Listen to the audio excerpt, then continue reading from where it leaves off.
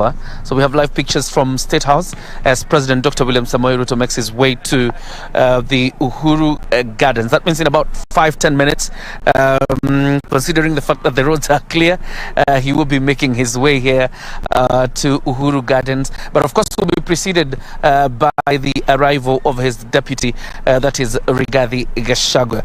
And of course, as we were saying, we were obviously dealing with the question of what President Uhuru Kenyatta did. That is the fourth President Uhuru Kenyatta did during the Mashujaa Day celebrations, the lifting of COVID-19 restrictions. So it's 1 year of freedom.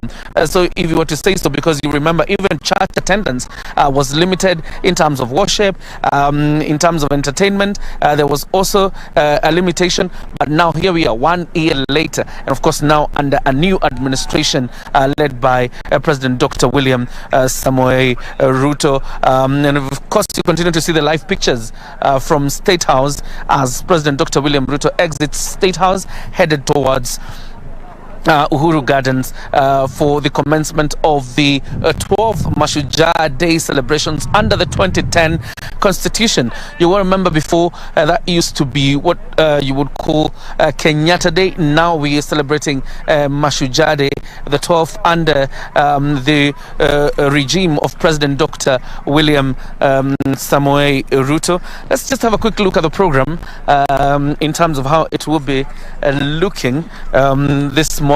Other than the pictures you're seeing on your screen, after the arrival of all guests, of course, and once the president has arrived, you will see his mounting of the ceremonial Land Rover, of course, set out for the commander-in-chief. And after that, the president will be escorted by the chief of defense forces, while Her Excellency the First Lady, that is Mama Rachel Ruto, is escorted to the presidential dais.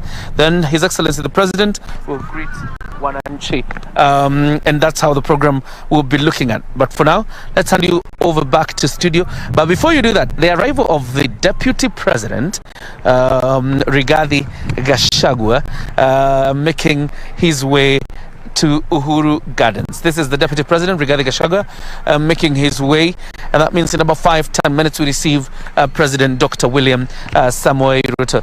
The convoy led by the 3 outriders allocated to the Deputy President, now headed straight to the dais, and that is the Deputy President, Rigathi Gachagua.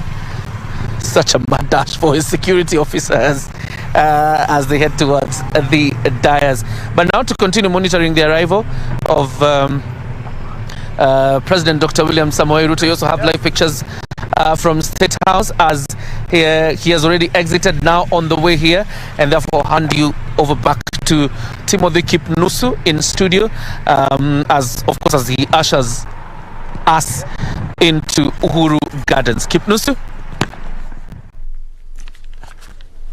Asante sana mwenzangu JJ Kuria kwa ufasaha na ustaha wa taarifa hizo, kutueleza kuhusiana na yale yanaendelea. Kama unavyotazama mtazamaji, picha za moja kwa moja, msafara wa kiongozi wa taifa Rais William Samoei Arap Ruto ukielekea katika sherehe za Mashujaa katika eneo la Uhuru Gardens, ukipenda bustani Uhuru, ili sherehe hizi zianze rasmi. Na kwanza kabisa, kabla ya rais kuwasili, ilivyo ada kama ibada, rais au naibu rais Rigathi Gachagua ndiye atakuwa kwanza kuwasili katika uwanja huo ili kumpisha rais ambaye ndiye kiongozi wa taifa na mrejeshi mkuu wa majeshi yote ya ulinzi, ili aweze kuwasili katika sherehe hizi za Mashujaa kuadhimisha miaka 59 tangu Kenya kujinyakulia uhuru. Tayari viongozi kadha wa kadha wamewasili, akiwemo spika wa bunge la kitaifa Moses Masika Wetangula na baadhi ya wale mawaziri ambao wamehudumu katika serikali ya rais wa 4 wa taifa hili, rais mstaafu Uhuru Muigai Kenyatta, na vile vile baadhi ya waziri wateule ambao walipigwa msasa. Na kama unavyotazama, naibu wa rais anawasili katika uwanja huu. Msafara unakuja aste aste kwa njia ya mtazamaji, na kama unavyotazama Rigathi Gachagua ndio anawasili akiwa na mke wake kuhakikisha kwamba anasherehekea siku hii muhimu katika taifa hili. Mtazamaji, muda wote kutoka sasa basi sherehe hizi zitakuwa zinang'oa nanga rasmi, manake Wakenya wameketi kitako ili kuweza kumsubiria kiongozi wa taifa. Kilele cha sherehe hii mtazamaji ni hotuba ya kiongozi wa taifa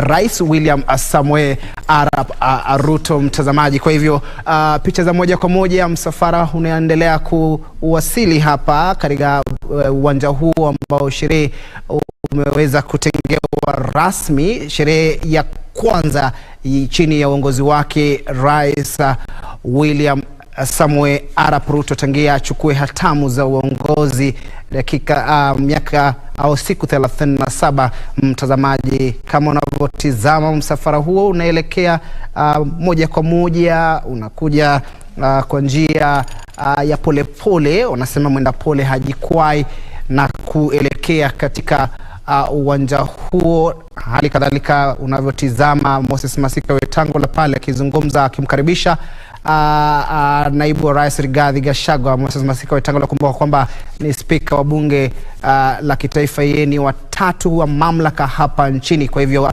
yeye kikatiba basi ndiye anastahili kumkaribisha naibu wa rais Rigathi Gachagua. Kiwasalimu tu baadhi ya viongozi ambao wamefika pale naibu wa rais, na bila shaka ni ishara tosha.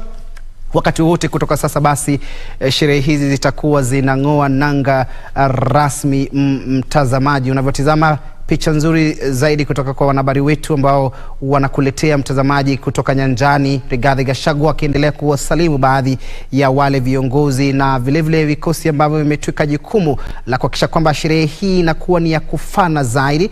Basi vile wamejiandaa wakijitayarisha kabisa ili kuhakikisha kwamba wanaleta uhondo kamili wa sherehe hizi. Kumbuka kwamba sherehe hizi basi ufana zaidi wakati ambapo jeshi la wanahewa, jeshi la nchi kavu na jeshi la wanamaji wanapokuwa pale na rais akikagua gwaride la heshima. Kama alivyodokeza, itakuwa ni gwaride la heshima zima. Rais akikagua, hapo awali alikuwa tu akikagua gwaride ambalo si zima ya vikosi vya ulinzi ambavyo vinajumuisha vikosi vitatu, Kenya Air Force, Kenya Navy na Kenya Army. Basi hii leo basi atakuwa anakagua gwaride zima la heshima. Kama unavyotizama picha za moja kwa moja mtazamaji, msafara wa kiongozi wa taifa ambaye ndiye amiri jeshi mkuu wa majeshi yote ya ulinzi, Rais Dr.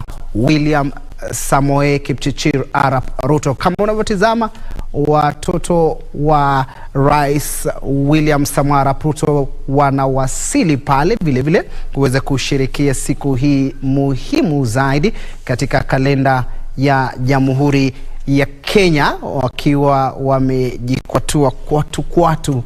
Manake ni muhimu zaidi kuweza kutoa picha nzuri kwa taifa, manake wao vile kuna wale ambao wanapigiwa mfano.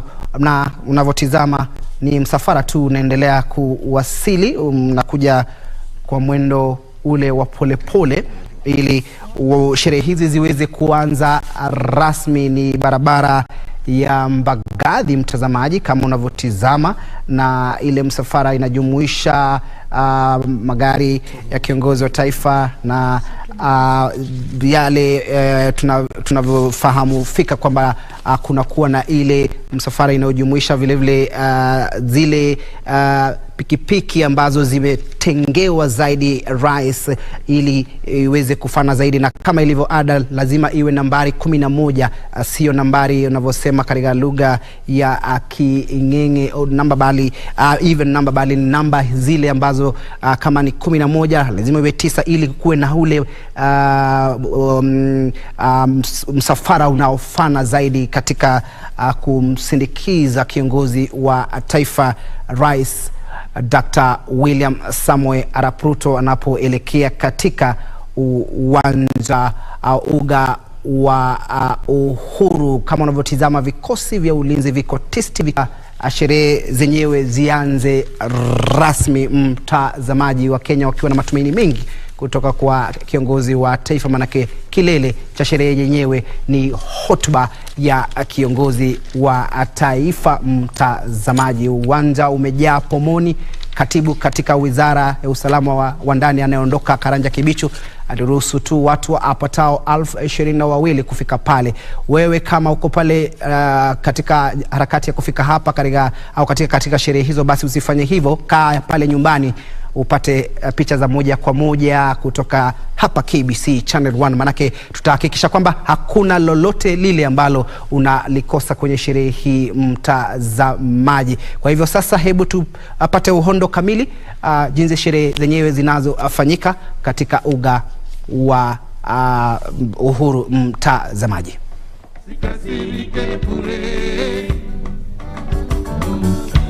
Sikize mama ya wafitini, hawapendi mama tunavyoishi. Watafanya kila jambo, watafanya kila jambo, wavunje nyumba yetu. Ni walimwengu mama, ndivyo walivyo, wengi wao sio wema, na kati yao kunao wenye kijicho. Utafuta kila njia, utafuta kila njia, wavunje nyumba yetu. Ninakuomba siwasikize, jaribu kila njia uwaepuke. Watakukasirisha bure, watakukasirisha bure, epukana nao.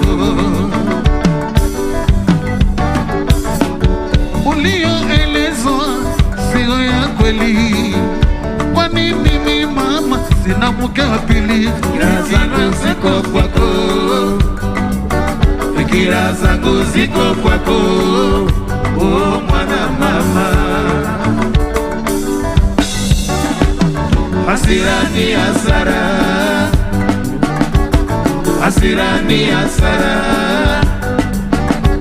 usikasirike bure, usikasirike bure. Hasira ni hasara, hasira ni hasara, usikasirike bure, usikasirike bure, oh mwana mama.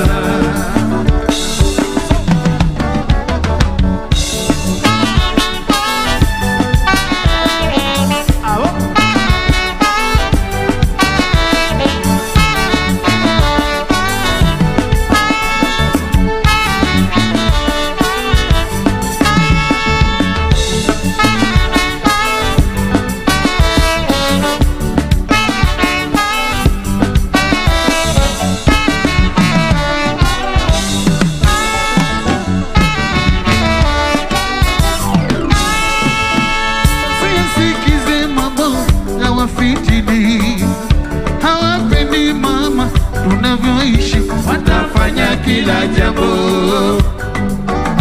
watafanya kila jambo, wavunje nyumba yetu. Ni walimwengu mama, ndivyo walivyo, wengi wao sio wema, na kati yao kunao wenye kijicho. Utafuta kila njia, utafuta kila njia, wavunje nyumba yetu.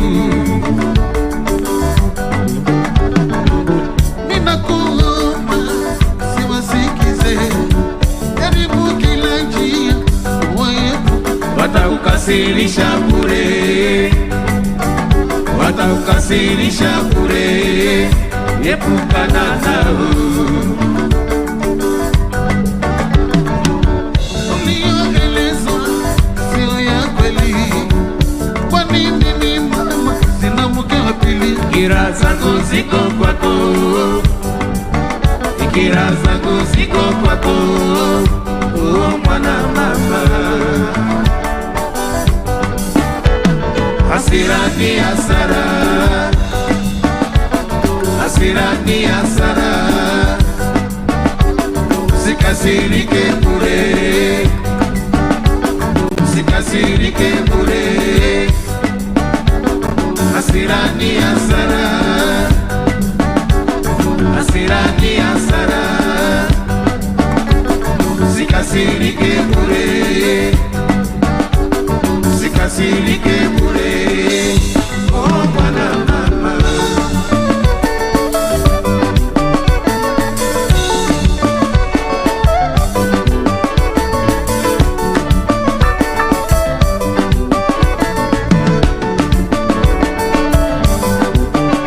asante sana Maroon Commandos, asante sana Maroon Commandos.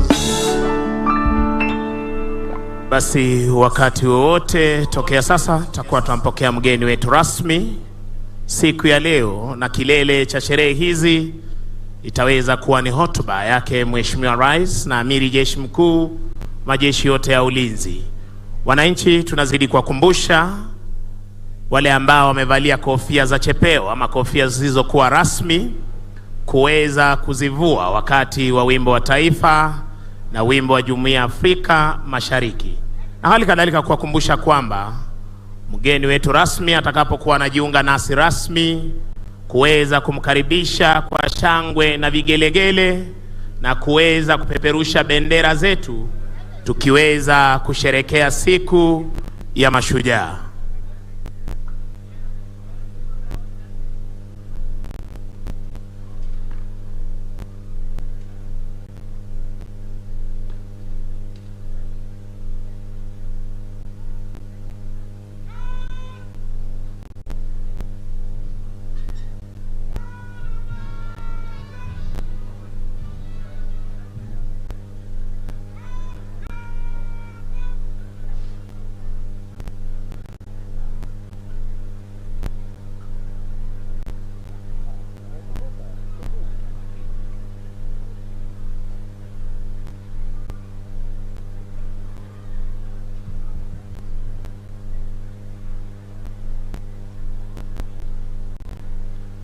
Wananchi watukufu, mabibi na mabwana, naomba kwa heshima sote sasa tuwe wima ili tuweze kumkaribisha kwa heshima mama wa taifa, Mheshimiwa Mama Rachel Ruto.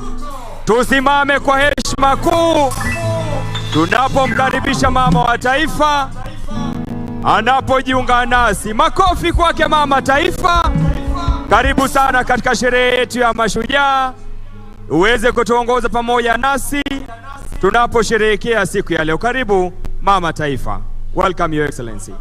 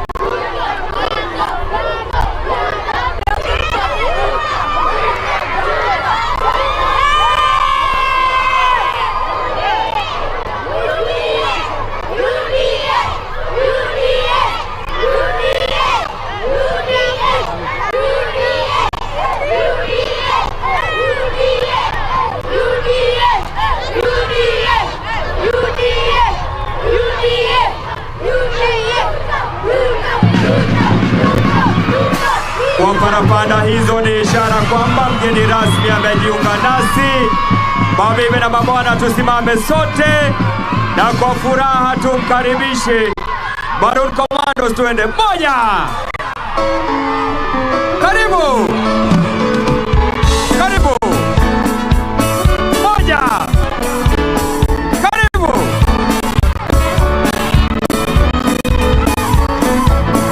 Wapi shangwe na vigelegele wanafunzi wetu.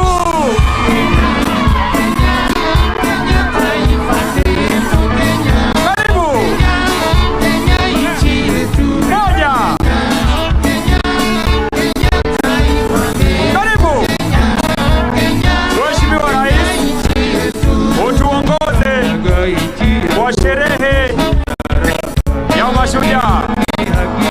Karibu. Karibu. Tuendelee kumkaribisha Mheshimiwa Rais anapojiunga nasi. Moja. Mbili. Karibu. Karibu. Moja. Mbili. Wapi shangwe? Wapi vigelegele? Karibu. Moja. Karibu. Mheshimiwa Rais, utuongoze kwa sherehe ya Mashujaa. Tumpongeze Mheshimiwa Rais kupeperusha bendera. Moja. Karibu. Moja. Moja. Mbili. Karibu.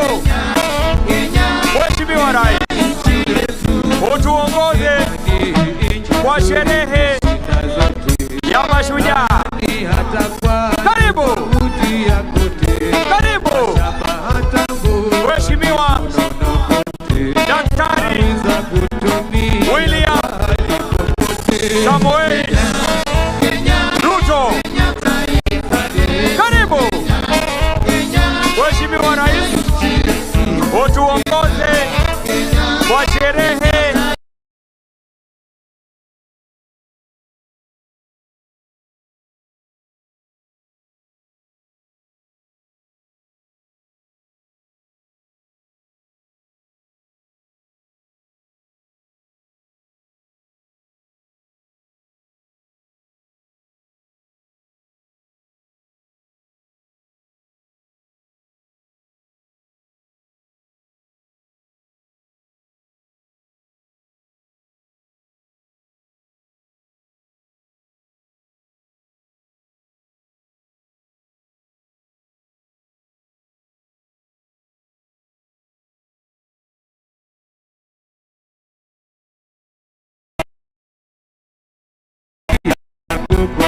siku ya leo.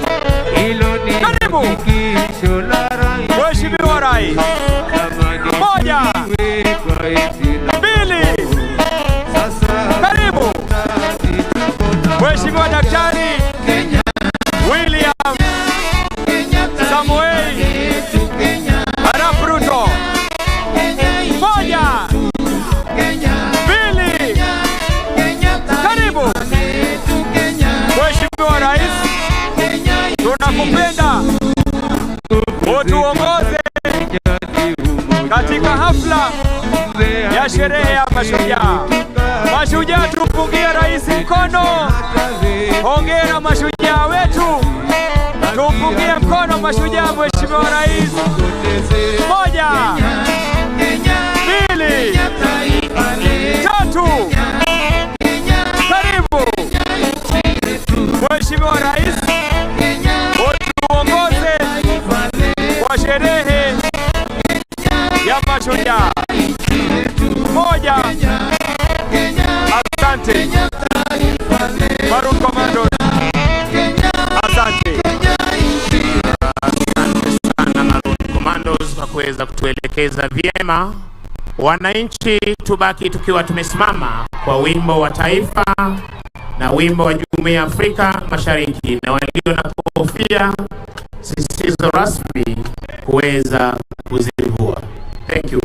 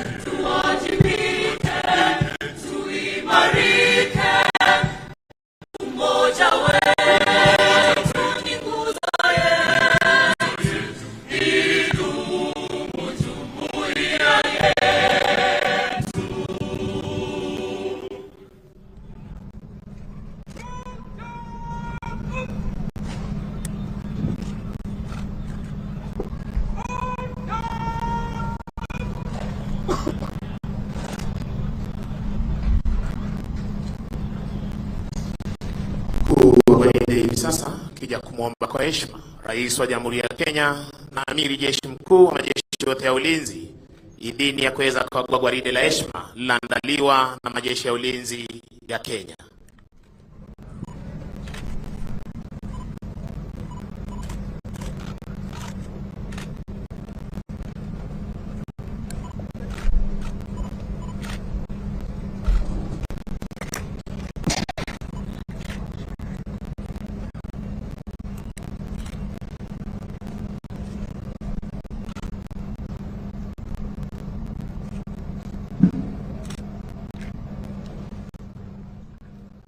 Asanteni kwa heshima, tunaweza kuketi tafadhali. Anayemsindikiza Rais wa Jamhuri ya Kenya ni Mkuu wa Majeshi ya Ulinzi Jenerali Robert Kibochi.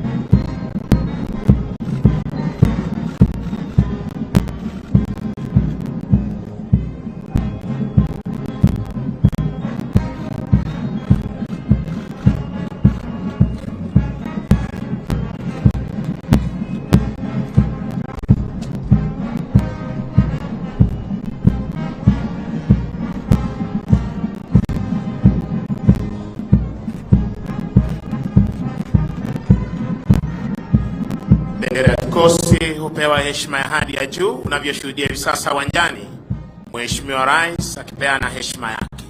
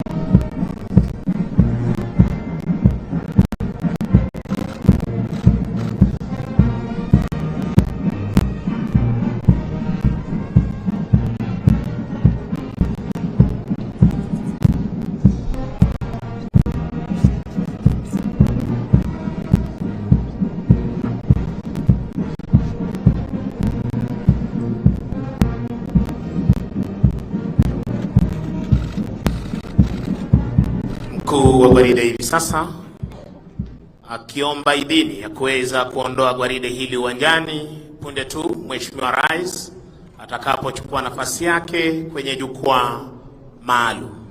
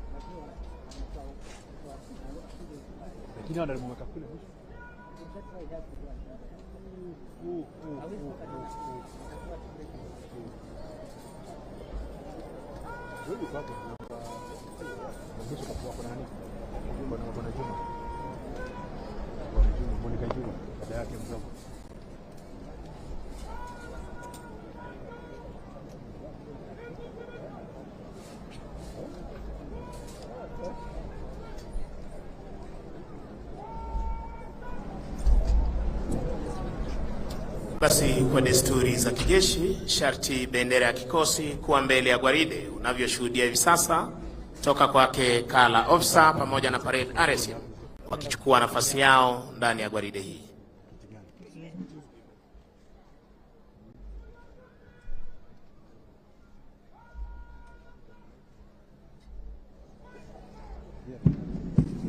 Mheshimiwa Rais, kwa amri hiyo, wanajeshi hawa hivi sasa wanaondoka uwanjani kupata kujiunga na wenzao kuzidi kudumisha ulinzi wa taifa letu la Kenya, kuhakikisha kwamba mipaka yetu iko salama masaa 24, anga letu liko salama masaa 24, na fuo za bahari zetu ziko salama masaa 24.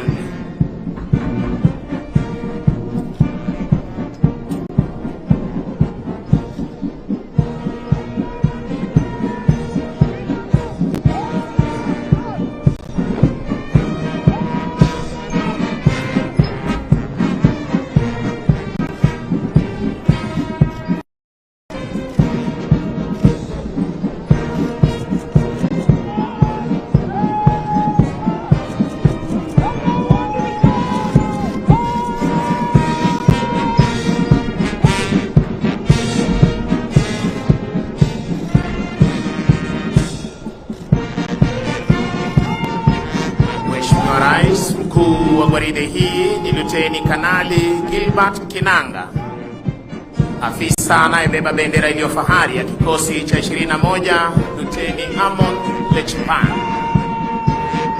Mavazi mekundu, jeshi letu la nchi kavu.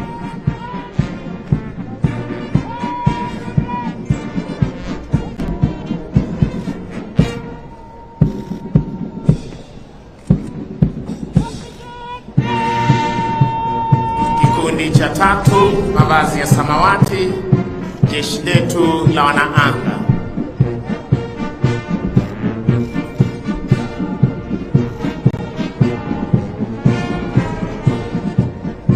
Kikundi cha 4, mavazi meupe, jeshi letu la wanamaji. Mwisho kabisa ni Parade Adjutant Captain Kelvin Mwenda Kamodo, mweka alama jeshi letu la nchi kavu.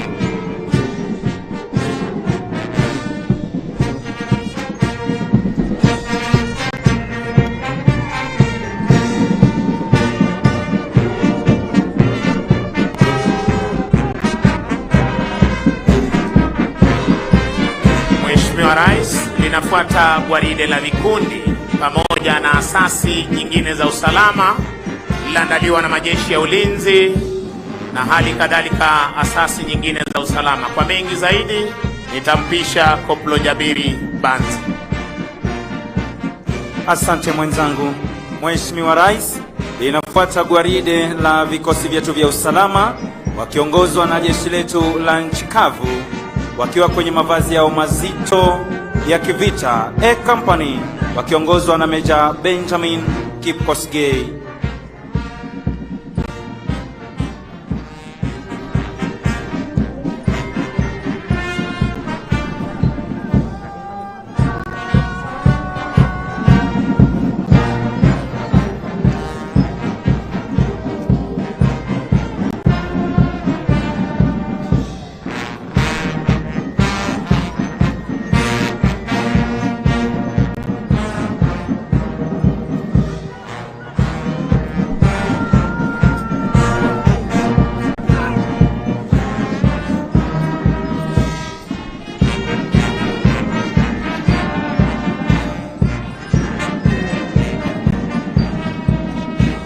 Company, jeshi letu la nchi kavu wakiongozwa na Meja Shem Isaboke.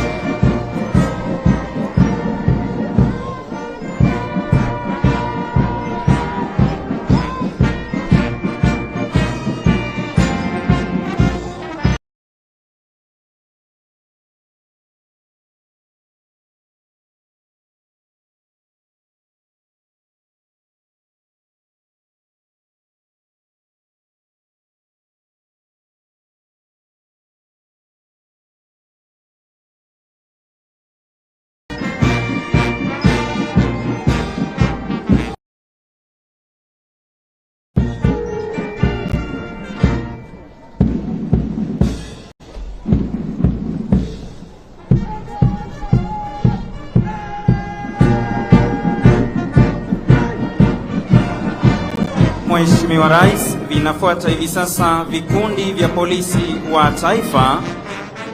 Kikundi cha kwanza kitengo cha wanaume wakiwa kwenye mavazi ya rasmi ya sherehe wakiongozwa na Contingent Commander Madam Superintendent Mumina Yusuf Ali.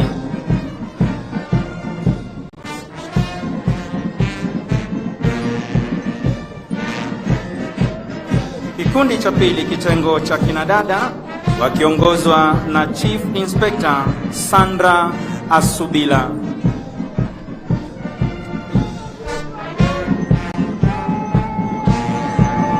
Mheshimiwa Rais, kinafuata hivi sasa kikundi cha GSU. Kikundi cha kwanza wakiwa kwenye mavazi yao rasmi ya sherehe wakiongozwa na Chief Inspector Richard B.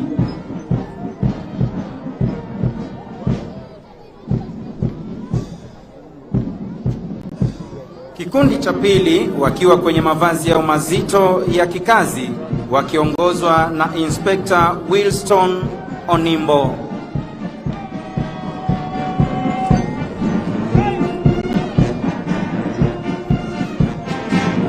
Mheshimiwa Rais, kinafuata hivi sasa kikundi spesheli cha polisi cha kutumia majibwa kinachofahamika kama K9 kikiongozwa na Chief Inspector Francis Mtangili.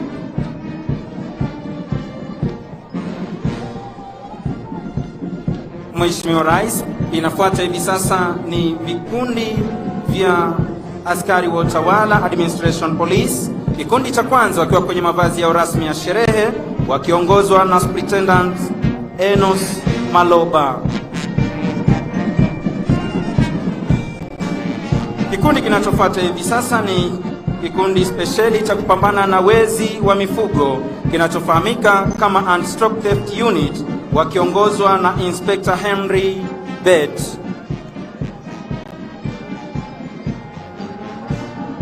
Kinafuata hivi sasa kikundi cha Rapid Deployment Unit wakiongozwa na Inspector Martin Gitonga. Kinafuata hivi sasa kikundi kinachofahamika kama Border Patrol Unit wakiwa kwenye mavazi ya rasmi ya kikazi wakiongozwa na Inspector Peter Sendeu. Mheshimiwa Rais, kinafuata hivi sasa kikosi kinachochunga fuo zetu za bahari kinachofahamika kama Kenya Coast Guard kikiongozwa na Luteni daraja la pili Galgalo K. Galgalo. Mheshimiwa Rais, hivi sasa vinafuata vikundi vya askari wa magereza. Kikundi cha kwanza kitengo cha wanaume wakiwa kwenye mavazi ya rasmi ya sherehe wakiongozwa na Superintendent Peter Okuku. Kikundi cha pili kitengo cha kinadada wakiwa kwenye mavazi ya rasmi ya sherehe wakiongozwa na Chief Inspector Florence Wasike.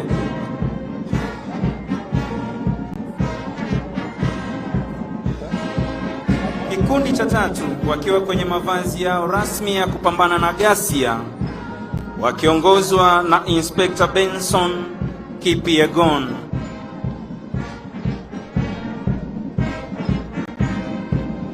Mheshimiwa Rais, kinafuata hivi sasa kikosi kinachochunga mbuga zetu za wanyama kinachofahamika kama Kenya Wildlife Service wakiongozwa na Assistant Warden 1 Stephen Okoth.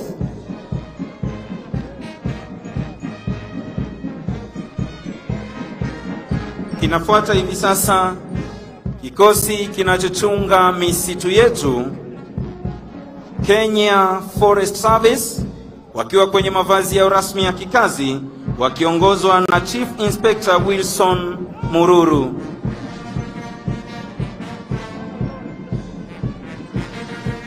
Mheshimiwa Rais, hivi sasa vinafuata vikundi vya vijana wa huduma kwa taifa wakiwa kwenye mavazi yao rasmi ya sherehe. Kikundi cha kwanza, kitengo cha wanaume wakiongozwa na Chief Inspector wakiongozwa na Superintendent Robert Kiiru. Kikundi cha pili, kitengo cha kinadada wakiwa kwenye mavazi yao rasmi wakiongozwa na Chief Inspector Cecily Njuki.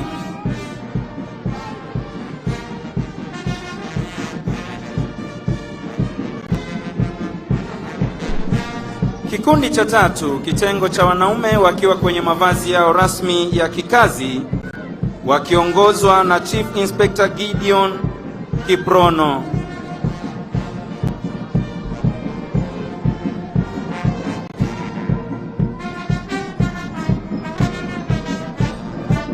Kikundi cha tatu, kitengo cha kinadada wakiwa kwenye mavazi yao rasmi ya kazi wakiongozwa na Chief Inspector Lucy Chege.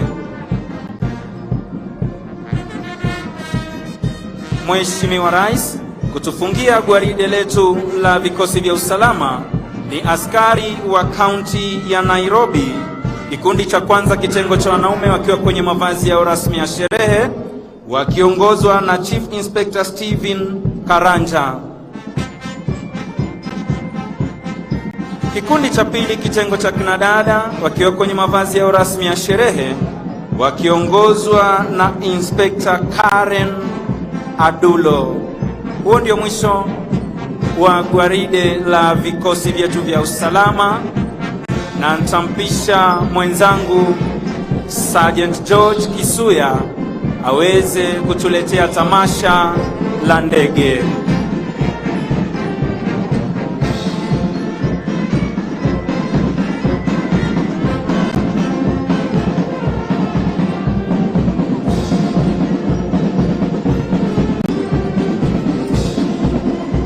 Na Mheshimiwa Rais, linalofuata sasa ni onyesho la ndege zetu za kivita, ndege ambazo zitapita mbele ya jukwaa hili. Kikundi cha kwanza kikiwa ni ndege aina ya Tucano kikija katika Vic formation, huku zikitoa moshi mweupe, ishara kwamba anga letu liko salama. Kisha baadaye tutakuwa na kikundi cha pili cha ndege zetu za kivita aina ya F5. Ndege hizi aina ya Tucano zikipita mbele ya jukwaa, Mheshimiwa Rais, huku zikivusha moshi mweupe, ishara kwamba anga letu liko shwari. Tuwape makofi marubani wetu tafadhali. Kikundi cha pili, Mheshimiwa Rais, ni ndege aina ya F5 zikija katika mfumo wa mkuki almaarufu arrowhead formation, nazo zikipita kwa kasi, kisha baadaye zitaweza kujitenga, kila ndege kurudi kutuonyesha onyesho la kipekee. Ndege hizo ndizo hizo, Mheshimiwa Rais, na tuwape makofi tafadhali marubani wetu. Ndege aina ya F5, ndege hizi kwa sasa zikiwa zinaachana ili kila ndege ikaweze kutuletea onyesho ambalo litakuwa linatokea hapa moja kwa moja. Onyesho la kwanza kwa lugha ya Kimombo linajulikana kama aileron roll, onyesho ambalo ndege itatoa mzunguko wa kushoto kupaa juu kabisa, Kisha onyesho la pili itakuwa ni roll off top, onyesho ambalo ndege itapaa juu kabisa kisha kulala chali na kurudi mahali ambapo imetoka. Onyesho la tatu Mheshimiwa Rais litakuwa ni 4-point roll, onyesho ambalo ndege itapaa ikiwa katika normal flight position kisha itajipinda kushoto japo kwa polepole na kwa maridadi kabisa. Onyesho la nne ni roll off top ambalo Mheshimiwa Rais, ndege ya kwanza ikija na aileron show, ndege hii ikipaa kwa kasi kwenda juu kabisa kutupa mizunguko ya kushoto kwa umaridadi. Bado huyo makofi tafadhali. Ndege ya pili Mheshimiwa Rais ambayo inakuja kuletea onyesho lijulikana kama roll off top, ikija kwa kasi kabisa, ndege hii ikituonyesha onyesho hilo, tumpe rubani huyo makofi, anaenda juu kabisa kulala chali kisha kurudi mahali anatoka. Onyesho la tatu ni 4-point roll, ndio hilo Mheshimiwa Rais, analala kisha anarudi katika normal flight position na kuelekea mbele kabisa. Onyesho la tatu Mheshimiwa Rais, roll off top, akituonyesha kwa umaridadi rubani huyo anaenda juu kabisa akitupa mizunguko ya juu kisha analala chali na kurudi mahali ametoka. Vertical roll, ndege hii inapaa juu kabisa ikituonyesha mizunguko ya kushoto kwa umaridadi. Tumpe makofi rubani huyo tafadhali. Onyesho linalofuata ni ndege aina ya Tucano zikija katika mfumo huo, nikituonyesha onyesho bombast show. Tuwape makofi marubani wetu, wanajitenga kila mmoja kwenda upande wake, ndege ya kati ikilala chali na kurudi mahali imetoka. Tuwape makofi marubani wetu tafadhali. Kutufungia onyesho hili ni ndege aina ya Puma ambayo itapita mbele ya jukwaa ikiwa imebeba pango lililo na ujumbe hongera mashujaa wetu. Ndege aina ya Puma ambayo pia hutumika kuweza kuwasafirisha wanajeshi wetu kwenda katika nafasi zao za kazi. Ndege aina ya Puma ikiwa juu na pango linalosema hongera mashujaa. Tuwape rubani wetu makofi tafadhali. Basi tuwape makofi mashujaa wetu pia siku hii ya leo. Asante sana Mheshimiwa Rais, na huo ndio utakuwa mwisho wa sherehe za kijeshi kwa pamoja. Ningependa kuwashukuru waliofanikisha makala haya, flag staff wetu Major Ismail Olwal akishirikiana naye Captain Patrick Ngatia, Defense Forces Sergeant Major Warrant Officer 1 Elijah Pro Koranga, Kenya Army Sergeant Major Warrant Officer 1 Fanuel Mahebo, Kenya Air Force Sergeant Major Warrant Officer 1 Dennis Namunyu Oletalengo, na bila kumsahau Naval Sergeant Major Warrant Officer 1 Bwana Haji Omar. Fundi wangu wa mitambo wenzangu tulioshirikiana nao Sergeant George Kisuya, Koplo Jabiri Banzi, jina langu ni Sergeant Misango Mbae, nikiwarejesha moja kwa moja hadi kwake Bwana Moses Wafula aweze kuendelea na ratiba ya siku. Mheshimiwa Rais, inafuata sasa tamasha la wanaskauti wa kike kwa kiume na wana St. John's Ambulance.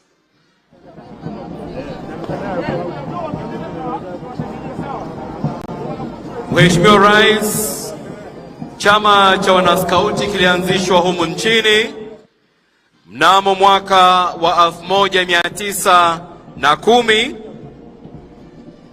kikiwaleta pamoja Wanakenya wa jinsia ya kike na kiume. Mheshimiwa Rais, ujio huu uliwawezesha vijana kuchangia pakubwa katika ustawi wa nchi na kujiweka katika upeo wa juu wa vijana hawa kutoa ufanisi wao duniani. Kauli mbiu yao Mheshimiwa Rais ni kuboresha dunia. Utume wao yani mission ni kufunza watu wachanga ili wawe wa manufaa kwa jamii. Mlinzi wao akiwa ni Mheshimiwa Rais William Samoei Ruto. Na hii leo Mheshimiwa Rais, vikosi vyao ni karibu 4 hivi.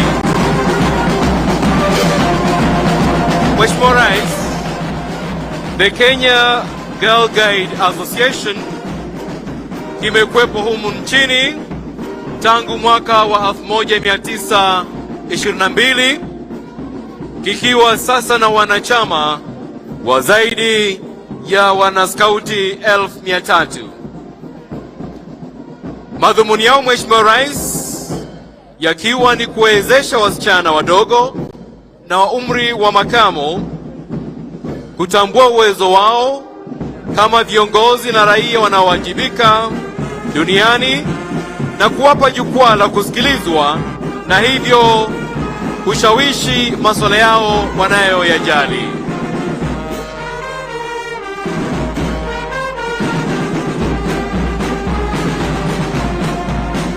Wanaopita mbele yako Mheshimiwa Rais, kikosi cha kwanza ni wanasungura wakati ya miaka 6 hadi 11. Wanafuatiwa na wanachipukizi scouts wakati ya miaka 12 na 15.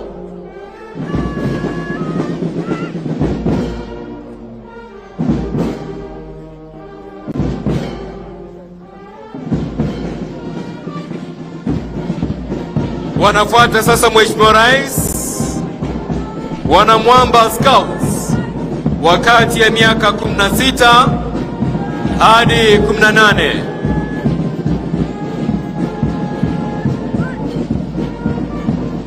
Na wanafuatia sasa jasiri scouts wakati ya miaka 19 hadi 26. Wale wa kike Mheshimiwa Rais, wa kwanza ni wana rainbow wakati ya miaka 3 hadi 6 wa shule ya chekechea.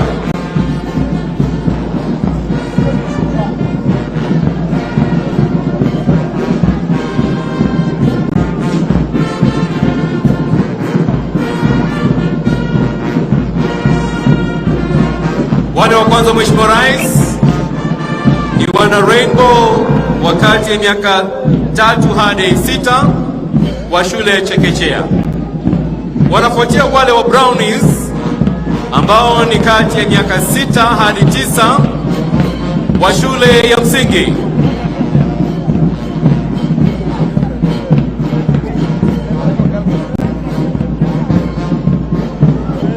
Mheshimiwa Rais, wanafuata Girl Guides wakati ya miaka 10 hadi 14 wa shule ya msingi wa juu. Na wanafuatiwa karibu sana Mheshimiwa Rais na wana young leaders wakati ya miaka 18 hadi 35 wa shule ya kiwango cha juu na wale wanaofanya kazi.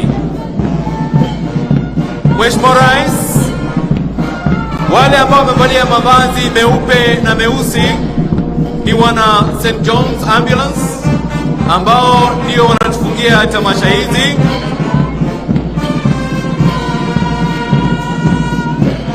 Shirika hili lilianzishwa Mheshimiwa Rais mwaka wa 1923 kama kikundi cha polisi na baadaye ikawa kikundi cha raia mwaka wa 1928.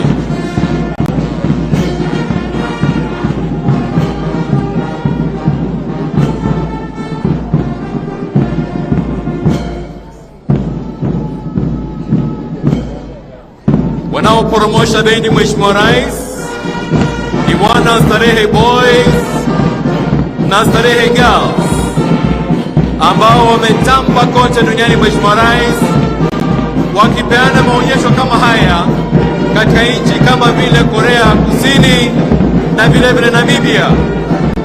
Tuwapongeze kwa makofi mabibi na mabwana, tuwapongeze kwa makofi jamani.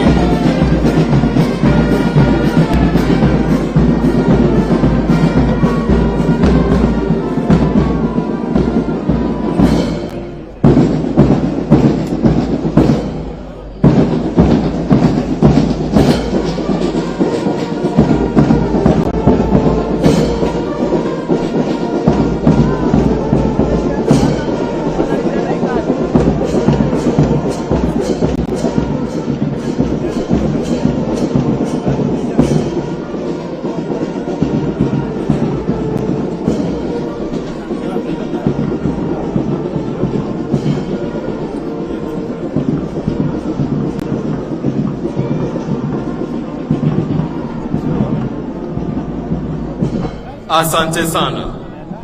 Sote kwa heshima tutulie kwa maombi. Tutaongozwa na mzee Mwabwaya Bura, mzee wa kaya Chonyi, kaunti ya Kilifi. Midisimilani. Ai. Midisimilani. Ai. Midisimilani. Kuchisimila. Ahole. Malamadzo. Nagaze. Sigomai. Nagafiuke.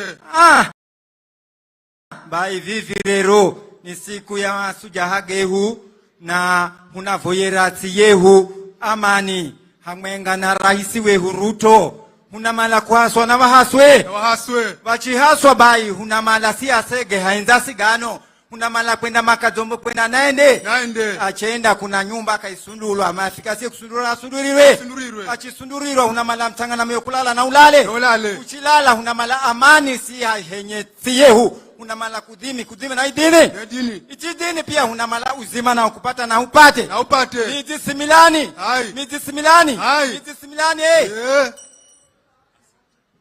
Anafuata sasa Imam Juma Amir kutoka msikiti wa Jamia.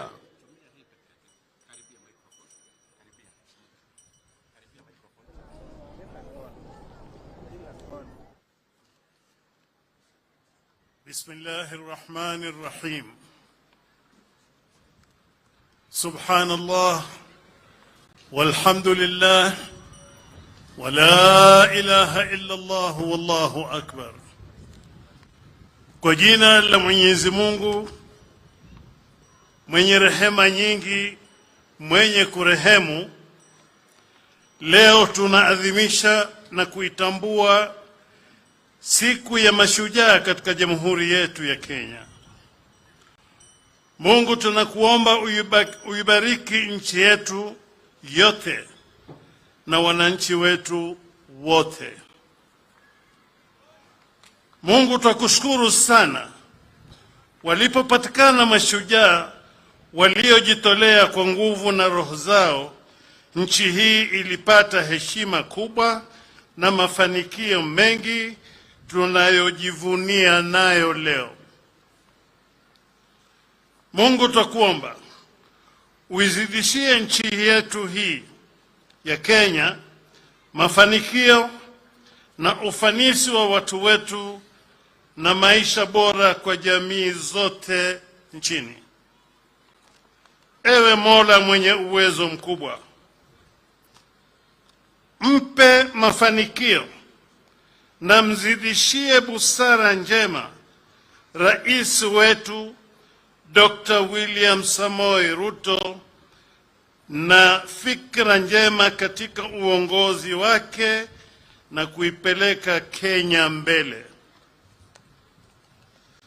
Bwana Mungu, tunakuomba wape viongozi wetu wote katika ngazi zote za utawala na fikra bora, busara na juhudi njema za kufanikisha uongozi mwema katika nyanja zote za maendeleo yetu.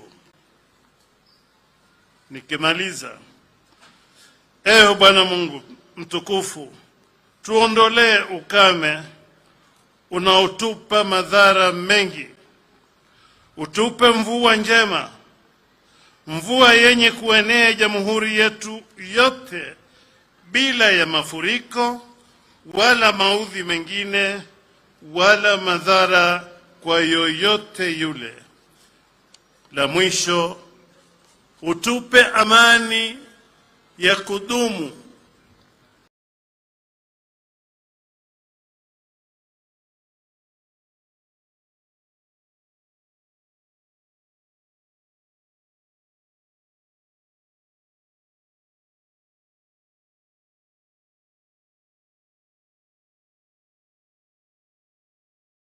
tupe amani ya kudumu, tuishi katika shughuli AIC. Let us pray. Our gracious Lord and Savior Jesus Christ, praise and honor is to your holy name. This day we remember men and women who braved themselves over 70 years ago to fight for the liberation of our country, Kenya, from the colonial rule. May your favor, O God, be upon all of us, even this day. Our Lord and our God, this day we approach your throne of grace and mercy, and thank you for giving us our new President, His Excellency Dr. William Ruto, after the recent concluded elections. May your face shine upon him, his government, and the people of the Republic of Kenya. Our Father in heaven and our God, we pray that you encourage him to be strong, courageous, and to keep your word.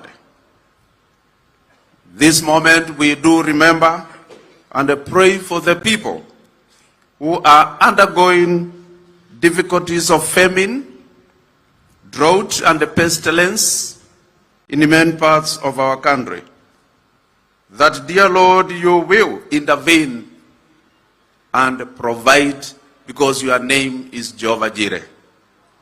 And now, Lord, we bow before you and pray that you lead us in this function till the end, and also remind us to be thankful and to do unto the others as we would love them do unto us. May peace and unity, prosperity be upon our country. For this we pray in the name of our Lord and the Savior, Jesus Christ. Amen. Mheshimiwa Dr. William Samoei Ruto, Rais wa Jamhuri ya Kenya na Amiri Jeshi Mkuu wa Majeshi ya Ulinzi, Mheshimiwa Mama wa Taifa Mama Rachel Ruto, Naibu wa Rais Mheshimiwa Rigathi Gachagua na Pastor Dorcas Gachagua, Mheshimiwa Spika wa Bunge la Kitaifa na Bunge la Seneti, Jaji Mkuu na Rais wa Mahakama ya Juu, Gavana wa Jimbo la Nairobi Mheshimiwa Johnson Sakaja na viongozi wote waliochaguliwa, mabalozi na maafisa wakuu wa kidiplomasia. Upande wako wa kulia Mheshimiwa Rais, tunao mashujaa ambao wanawakilisha mashujaa wengine kutoka pembe zote za nchi ya Kenya. Nikipenda wasimame na ukupungie mkono Mheshimiwa Rais, tuwapongeze kwa makofi tafadhali mashujaa wetu. Asante, tafadhali tuketi. Wananchi wa Jamhuri tuipendayo ya Kenya, mabibi na mabwana, Mheshimiwa Rais, nikubalie kwa unyenyekevu mkubwa mno niweze sasa kumpokeza mwenzangu Mike Getone atuongoze kwa kipindi cha burudani. Asante Mheshimiwa Rais. Shukran mwenzangu Moses Wafula. Mheshimiwa Rais, kwa niaba ya kamati andalizi ya tamasha ya siku hii ya leo, sherehe ya Mashujaa, naomba unikubalie tuweze kuwaandalia burudani fupi. Na kulikujua jamvi letu siku hii ya leo ni wanafunzi wetu wa msingi ambao wako kwenye Kenya Federation of Allura Skaters, ambao ni seniors na juniors. Ikiwa mko tayari, mtupe onyesho lenu. Watakaoanzia sasa, Mheshimiwa Rais, ni wale wanafunzi wetu wadogo au watoto wetu wadogo ambao wako kwenye shirikisho hili la mchezo wa skating au mchezo wa kuteleza tu juu ya ardhi, hapo awali ukijulikana kama mchezo wa ice skating. Tuwapongeze kwa makofi watoto wetu hawa wadogo wakiondoka kwa miondoko mizuri. Naona kama ni speed ya 60 km/h. Hongera sana watoto wetu wadogo. Mheshimiwa Rais, wanaofuata sasa ni the seniors ambao wanaingia kwa miondoko mizuri. Mandhari yao ya kwanza ikiwa ni miondoko ya nyoka nyoka. Wakija mbele ya jukwaa lako Mheshimiwa Rais kutupa burudani. Nikufahamisha tu Mheshimiwa Rais ni kwamba hawa ni mashujaa wetu watakaotuwakilisha hata nchini na hata kule nje. Mchezo wao wa kwanza ni mviringo na wale wengine wakipiga densi, ikiwa tu ombi lao ni kuweza kuboresha mchezo huu ambao umeibuka tu majuzi na ukapata sifa zake. Skating ni mchezo ambao vijana wadogo hata wakubwa wameingia ili kuweza kuwakilisha taifa letu hapa nchini na hata nje. Tuwapongeze wanapoondoka uwanjani the skating team. Mheshimiwa Rais, wanaoingia sasa ni muungano wa wanafunzi 500 wa shule 10 za msingi ambao wamejiandaa kwa burudani siku ya leo. Mkiwa tayari, ugani wenu.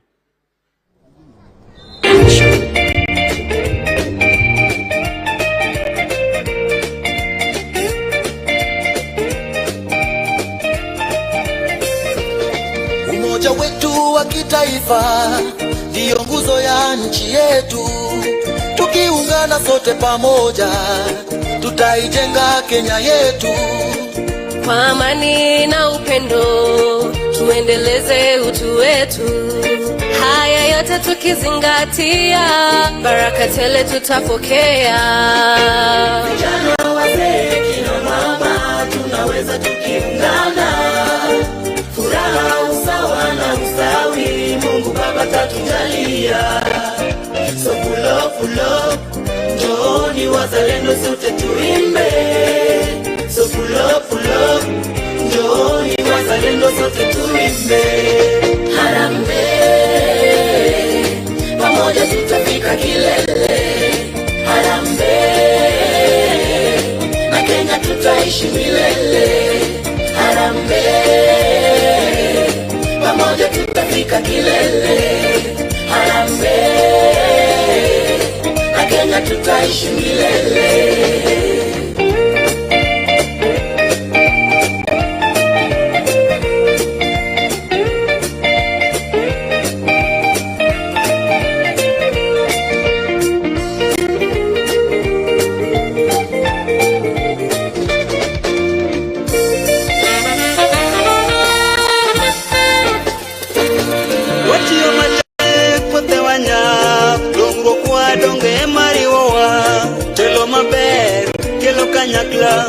Kenya duto wanjo toka chie. Forori witone moradhime, toikaranie hamwe na thayo. Nayo mothene magegania, tuini tuothe twi hamwe. So pull up, njooni wazalendo sote tuimbe. So pull up, njooni wazalendo sote tuimbe. Harambee, pamoja tutafika kilele. Harambee, na Kenya tutaishi milele. Harambee, pamoja tutafika kilele. Harambee, na Kenya tutaishi milele. Harambee, pamoja tutafika kilele. Harambee, na Kenya tutaishi milele.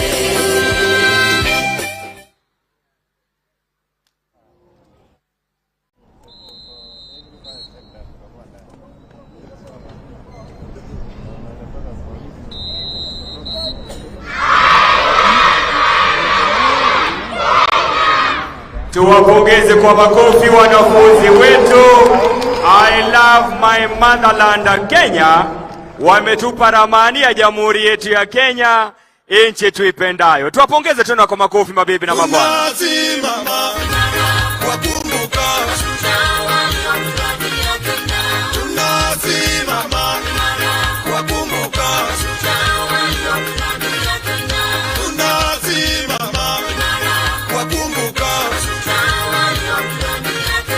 tunasimama wakumbuka.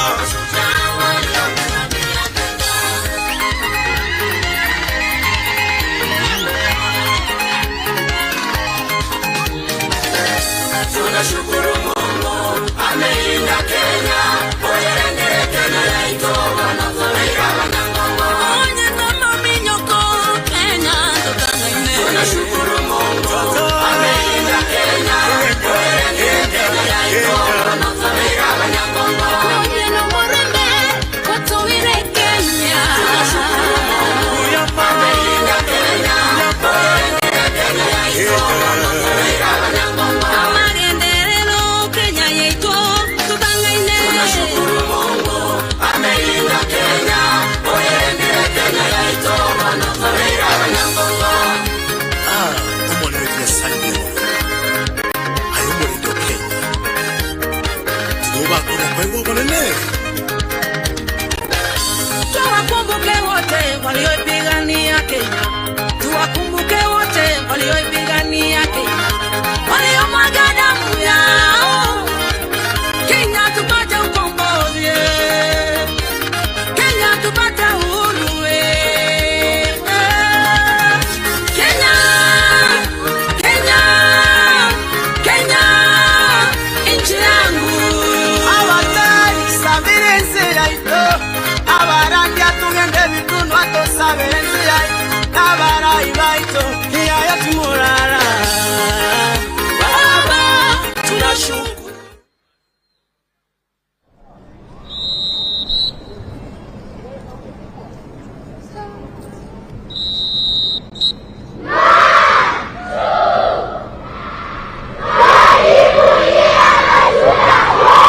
Tuwajivunia mashujaa wetu, tuwapongeze wanafunzi wetu kwa kutupa jina Mashujaa. Kauli mbiu mwaka huu, nchi yangu jukumu langu, mimi ni shujaa.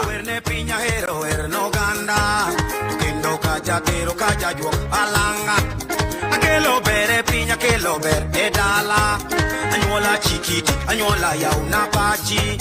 Parapanda yuwak pinyoru kimage. Doera wero, lumja berkanyako. Ori ori omogiti kona kona. We go dance together, do the train we go round. Ori ori omogiti kona kona.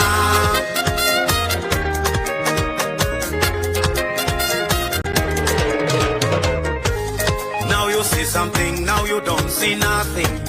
Why you feeling cornered? You know what goes around comes around, my brother. Going up must come down, my sister. Together we will stand, divided we shall fall. My land, my treasure, my people and my culture. Oh, hangla. Are you feeling free? Are you feeling the idea? Tumja berkanyako. Ori ori omogiti kona kona. We go dance together, do the train we go round. Ori ori omogiti kona kona. Yeah, weko. Mtoto mleavyo ndivyo akuavyo. Ukipanda njugu mavuno ni karanga. Uleapo chuki malipo.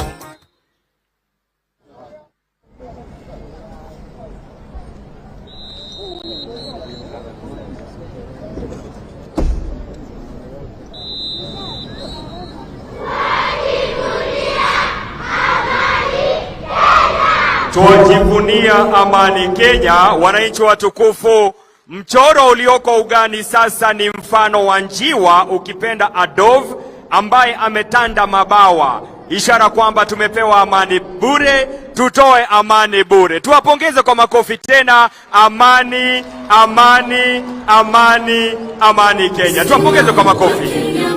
Simama, simama, wewe shujaa, simama.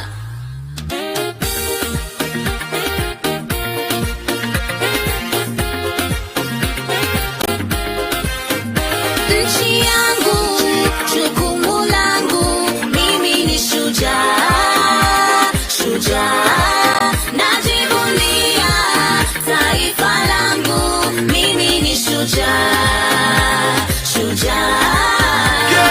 Simama, Wakenya wote simama.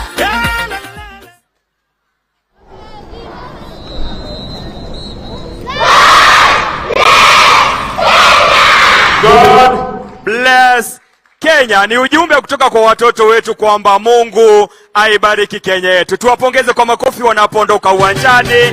God bless Kenya. Wapi makofi ya watoto wetu, malaika wadogo hawa maridadi, weupe kama pamba, wametuandalia burudani hilo, na tuwasema asante, asante. Pongezi sana wanafunzi wetu wa shule zetu za msingi. Mungu awabariki. Mheshimiwa Rais, itafuata sasa burudani kutoka kwa muungano wa shule zetu za upili pamoja na wasanii mbalimbali ambao wamebombea katika miziki mbalimbali. Tutakuwa na miziki burudani kutoka eneo la Turkana, miziki ya jamii ya Wasamburu, Waborana na shujaa wetu miondoko ya taarabu. Vilevile wasanii wetu watatupa burudani mbili, wimbo wa kwanza Shujaa tunasonga mbele, na wimbo wa mwisho Mheshimiwa Rais tuko sawa. Lakini kabla ya hayo Mheshimiwa Rais, je, wajua?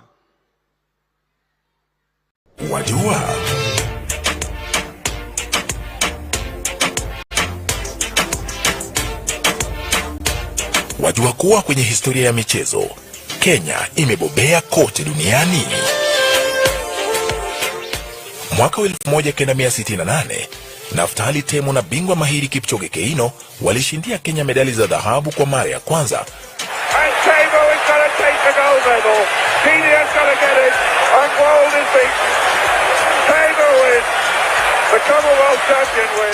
Baadhi ya wanariadha wengine tunaowaenzi ni kama vile Paul Ireng, Wilfred Bungei, Moses Tanui, Paul Tergat, Tekla Lorupe, Catherine Dereba, Ezekiel Kemboi, Samuel Wanjiru, Vivian Cheruyot, Pamela Jelimo, Daniel Simiu, Margaret Muriuki na wengineo.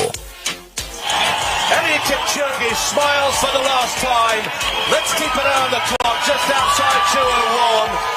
Eliud Kipchoge is a history maker in Berlin yet again.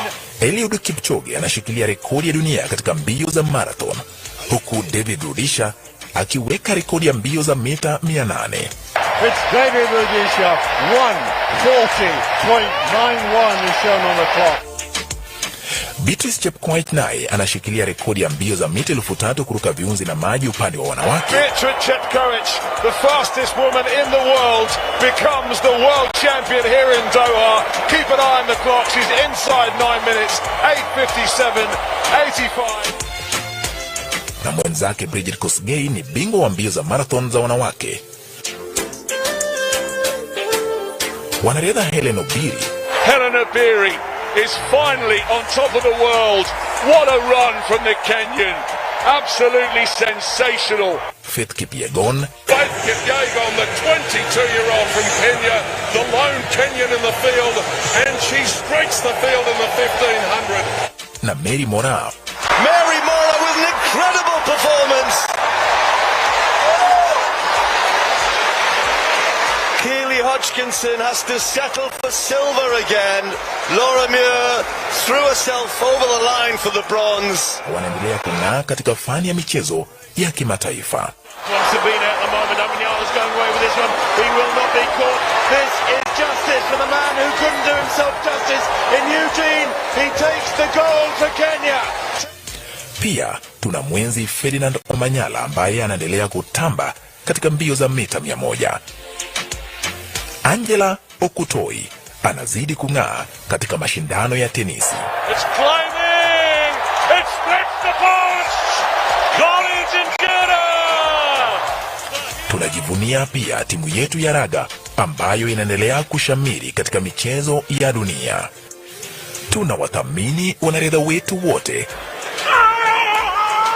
kwa kuipeperusha bendera ya Kenya juu kote duniani. Hakika nyinyi ni mashujaa wetu. Ipeperushwe juu sana, bendera yetu Kenya ipeperushwe juu sana. Trio Meals.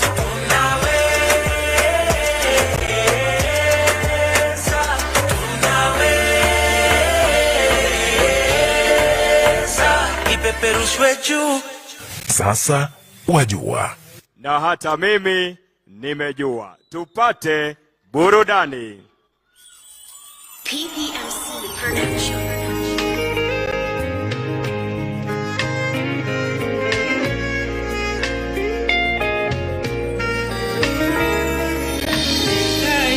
Nyasaye Murungu ngai were, ndo baadhi ya majina yako Baba.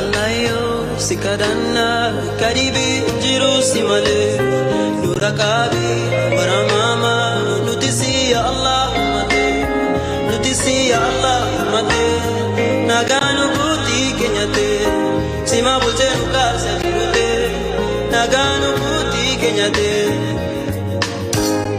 tunakuomba baba yetu tunakuomba ibariki Kenya tunakuomba Mungu wetu tunakuomba kimi najua yongo hapa akujukangania iyo yeni ebo yorikosi akujukangania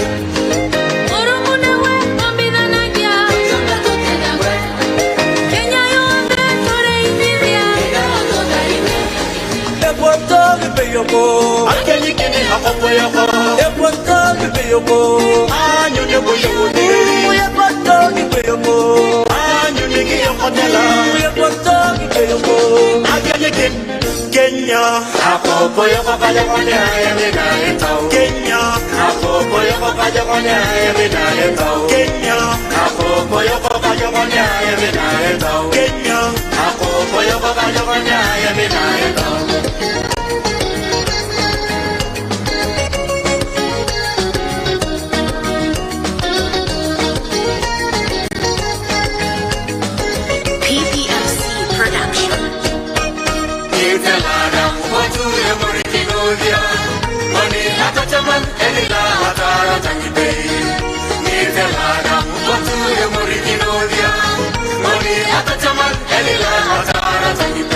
Son my rugo tomorrow se va a monte bail ningabo me toque como tenemos yo me mete en su la rabani get different place and harmony one type one culture liberty together and hot no fun unity and we place our nation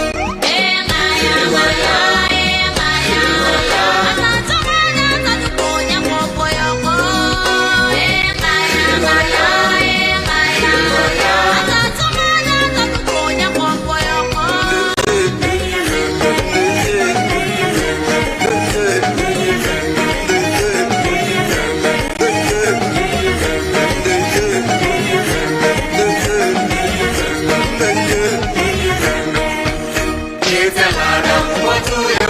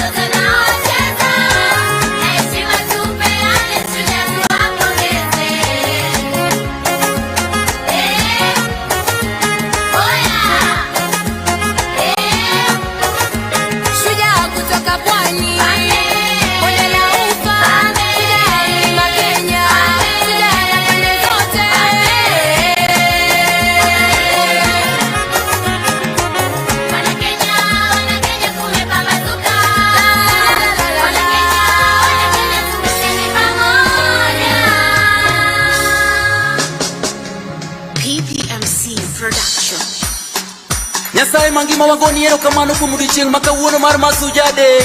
Wagoni erokamano kuom kwe, hera, ketowa kanyakla to kod integrity. Hallelujah, hallelujah. Nyasaye wapake wamiye duong'. Walando hera, Nyasachwa wapake wamiye duong'. Walando hera mare. Nyasaye wapake wamiye duong'. Walando hera, Nyasachwa wapake wamiye duong'. Walando hera mare. Come on, Bana vefe Yo vitu vichajanga Efe Bakenya Wakila taiwase Bakenya ulino kuyanzi luno Wikoyela buzalendo wefe Efe Bakenya Wakila taiwase Ulala buli kamani Kamani kebusuza Kenya Efe Bakenya Wakila taiwase Nona bulu mundu ketikite Dinikite ya wikoyela Kenya Efe Bakenya Wakila taiwase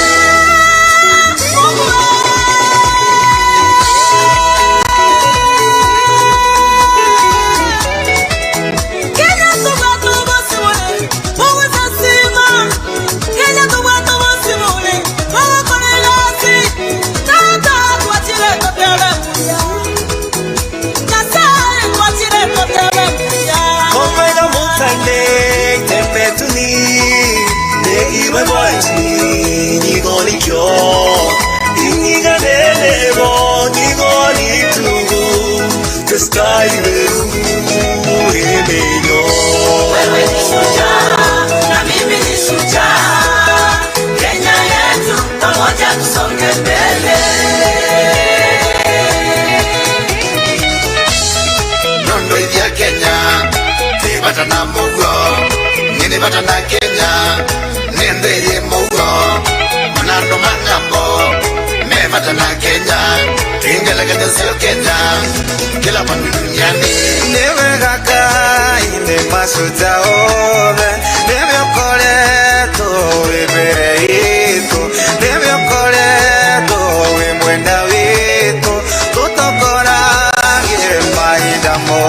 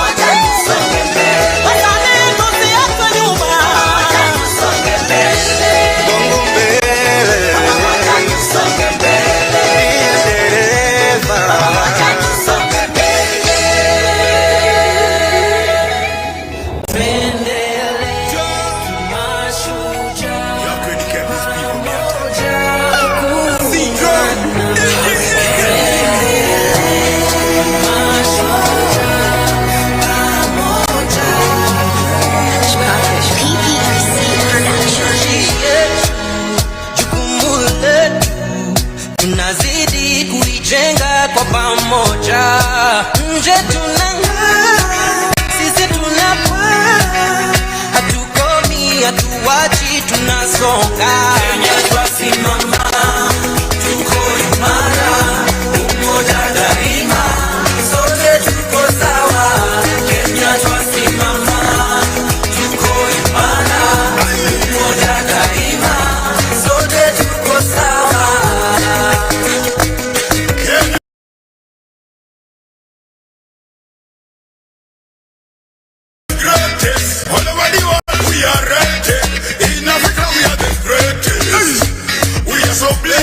Yes, you say that again. Kenya, we are greatest.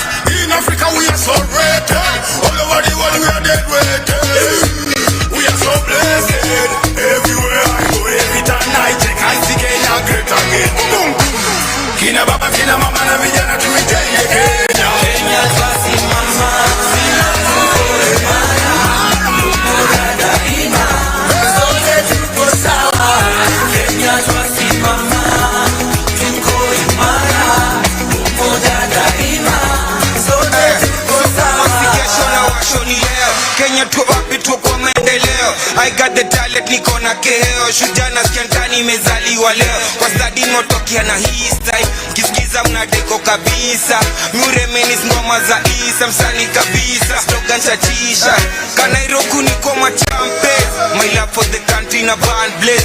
Na vile koshua siwezi guess. Sisiri sijawila many bless. Shujaa na entertainer the president.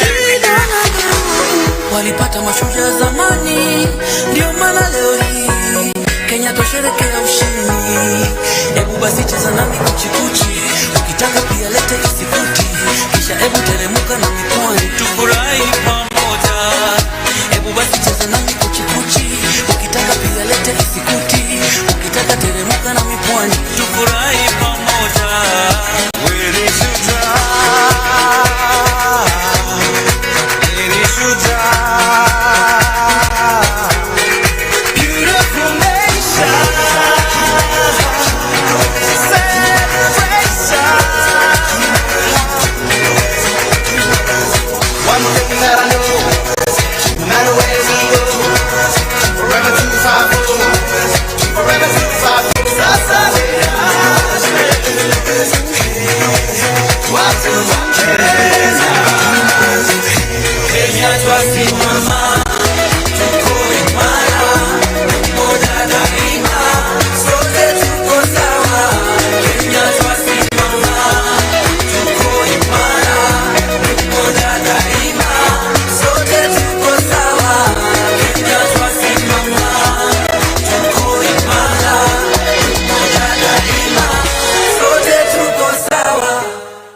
Tuwapongeze kwa makofi wasanii wetu. Sote tuko sawa na shujaa tunasonga mbele. Tuwape makofi wanapoondoka uwanjani. Mabibi na mabwana, mashujaa wetu hawa, usanii wao umewaboresha hata wao kujipatia maamkuli kila siku. Tuwapongeze kwa makofi. Wapi makofi ya mashujaa wetu hawa? Jameni, tuwapongeze wanapoondoka kuelekea sasa kuhudumia wananchi katika nyanja mbalimbali. Tunasonga mbele mashujaa na sote tuko sawa. Tuendelee kuwapongeza, tusichoke. Wametupa miziki iliyopangwa ikapangika, miziki mitamu kama asali, laini kama zinga za farasi. Asante Mheshimiwa Rais. Kwa onyesho hilo ndipo tunalikuja jamvi la tamasha yetu ya burudani siku ya leo, tunaposherehekea mashujaa wetu. Kauli mbiu nchi yangu jukumu langu, mimi ni shujaa. My country, my responsibility, I am a hero. Tunawashukuru Mheshimiwa Rais wote waliopanga na hata wale walioshiriki, na bila kusahau Mheshimiwa Rais kutaja kwamba baadhi ya walioshiriki siku ya leo ni kati ya washindi wa tamasha za muziki za kitaifa ambazo zimeisha majuzi. Asante Mheshimiwa Rais. Naomba sasa kwa unyenyekevu Mheshimiwa Rais unikubalie nimwalike gavana wa kaunti ya Nairobi Mheshimiwa Johnson Sakaja aweze kuendelea. Karibu gavana.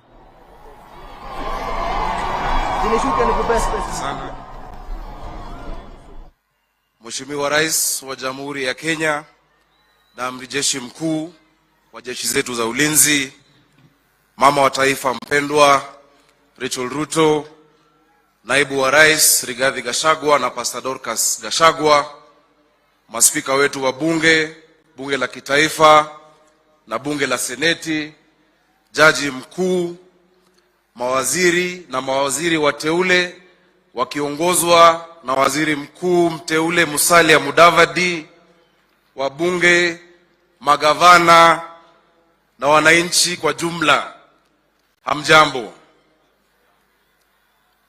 Mheshimiwa Rais, leo hii ni jukumu langu kwanza kukupongeza na kukukaribisha na kuwakaribisha nyote katika jimbo la Nairobi kwa sherehe yako ya kwanza kama rais baada ya kuapishwa ya Mashujaa Day.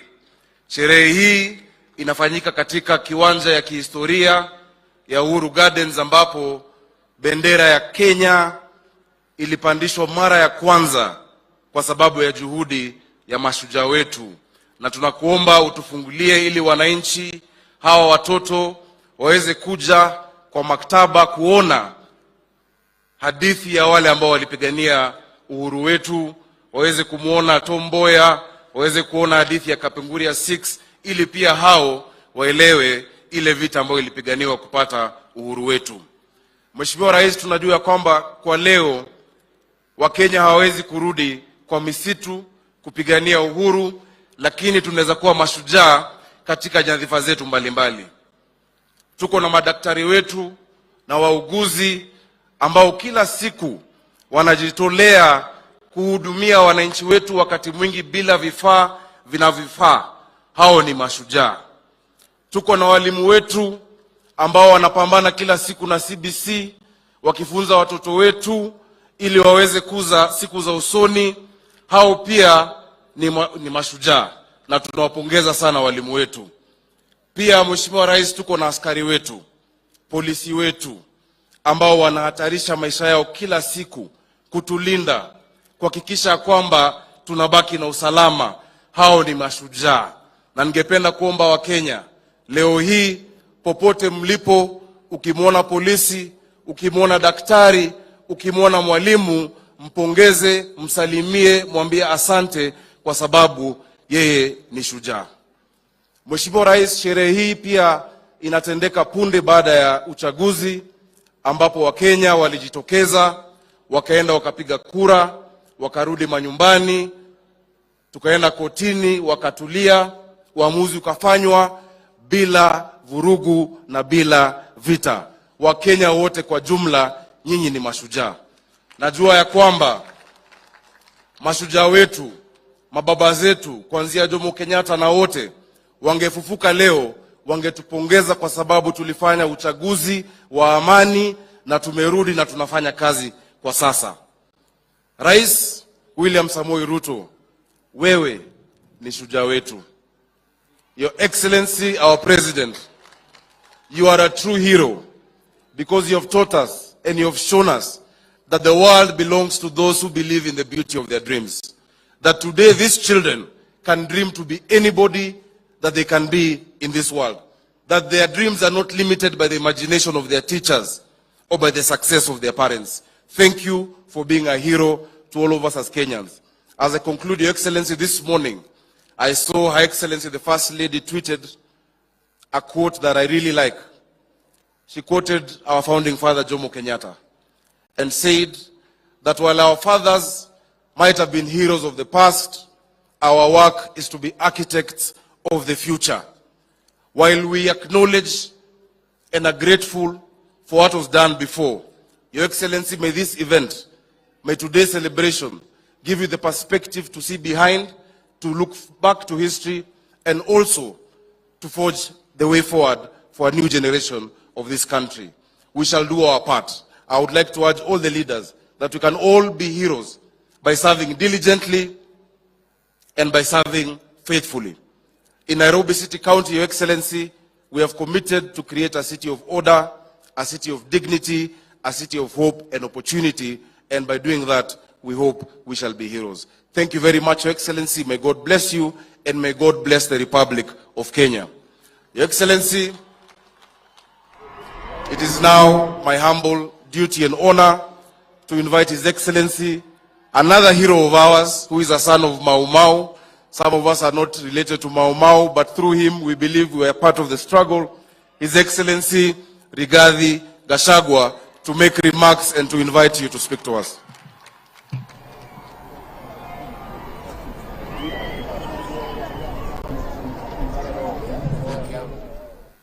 Your Excellency, the President of the Republic of Kenya and the Commander-in-Chief of the Kenya Defence Forces, Dr. William Ruto, Your Excellency, the First Lady of the Republic of Kenya, Mama Rachel Ruto, the Chief Justice and President of the Supreme Court, Lady Justice Martha Koome, Speakers of the National Assembly and the Senate, the Governor of the Nairobi City County, Your Excellencies, Ambassadors, High Commissioners and members of the Diplomatic Corps, elected leaders, distinguished and invited guests, dear Kenyans, ladies and gentlemen.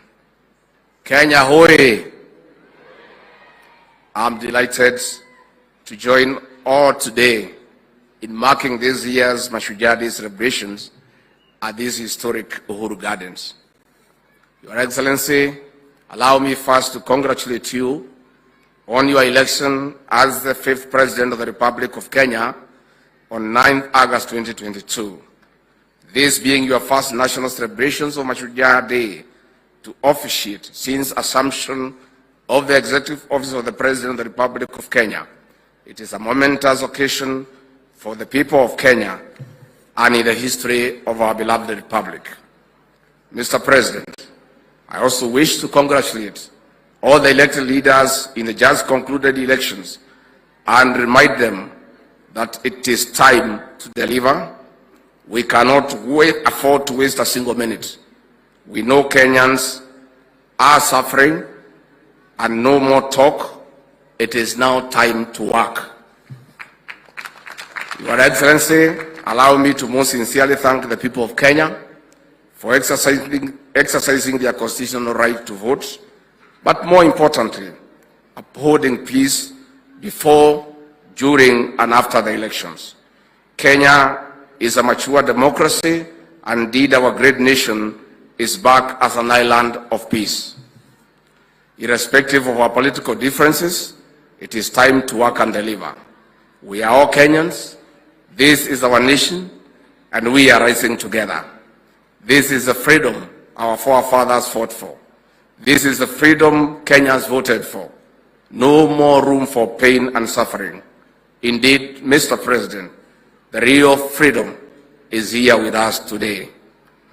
Mr. President, this day reminds us all of history, our struggle and the blood shed by Kenyans.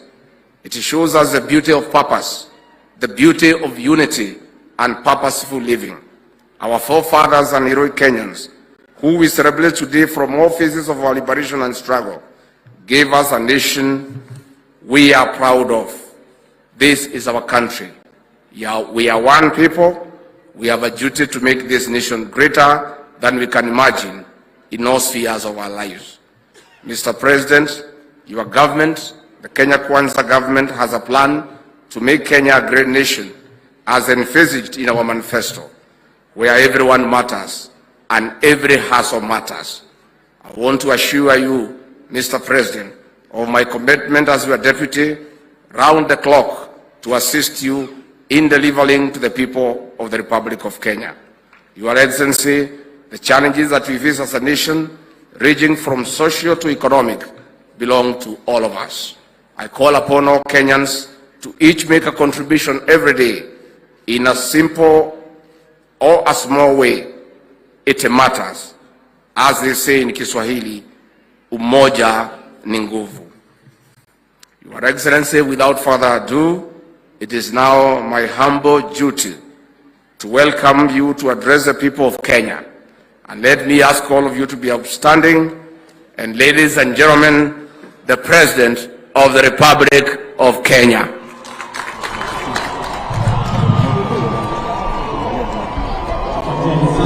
Please take your seats.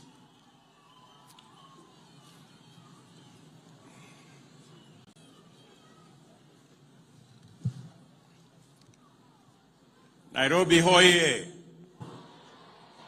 Mashujaa hoye!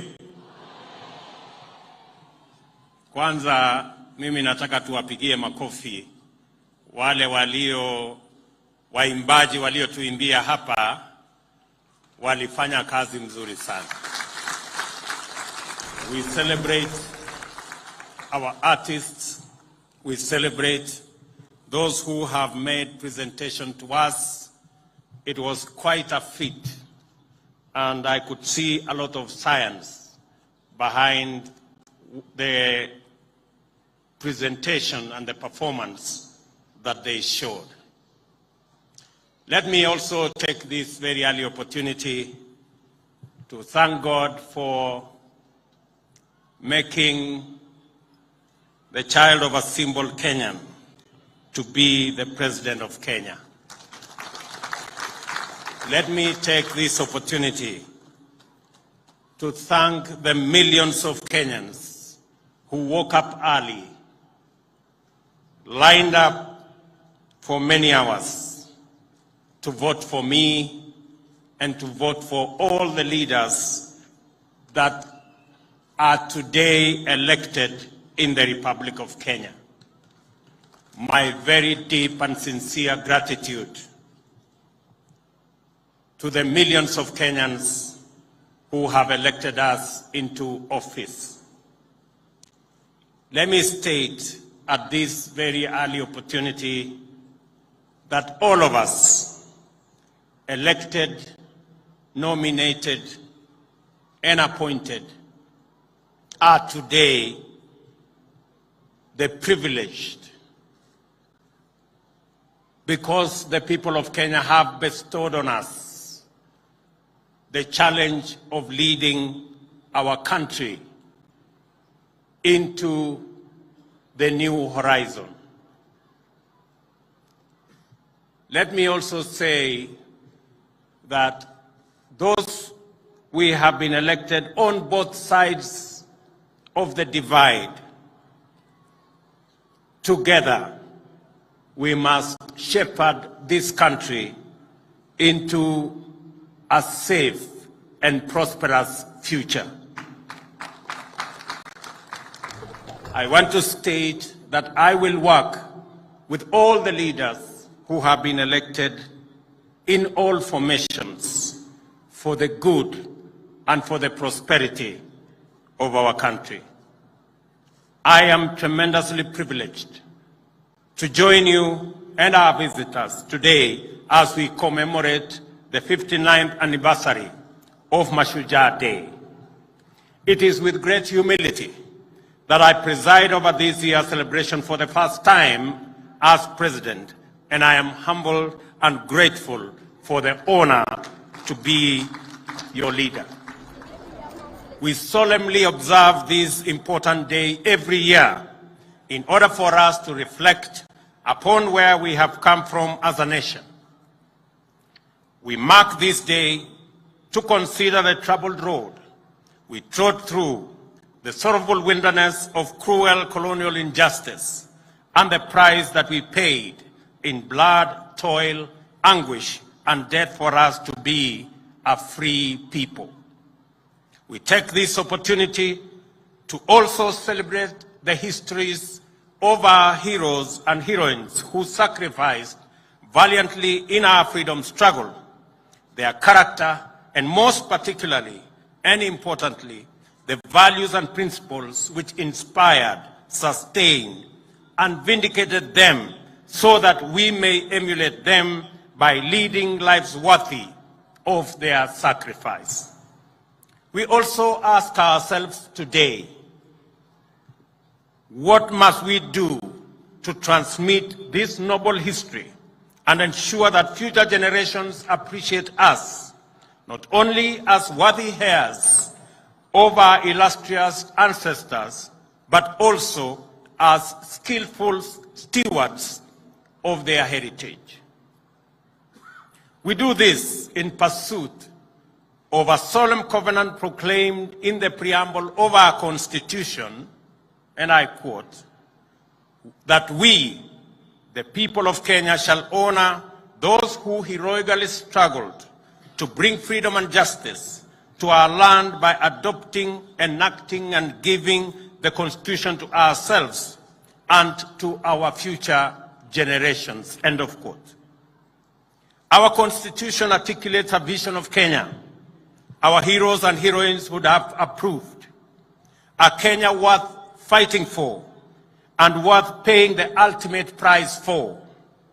It is their legacy to us and it sets the stage for us to continue their patriotic work in that noble spirit that roused the first freedom fighters to resist colonial rule and their successors to reject post-colonial repression. Our heroes and heroines were neither elected nor appointed.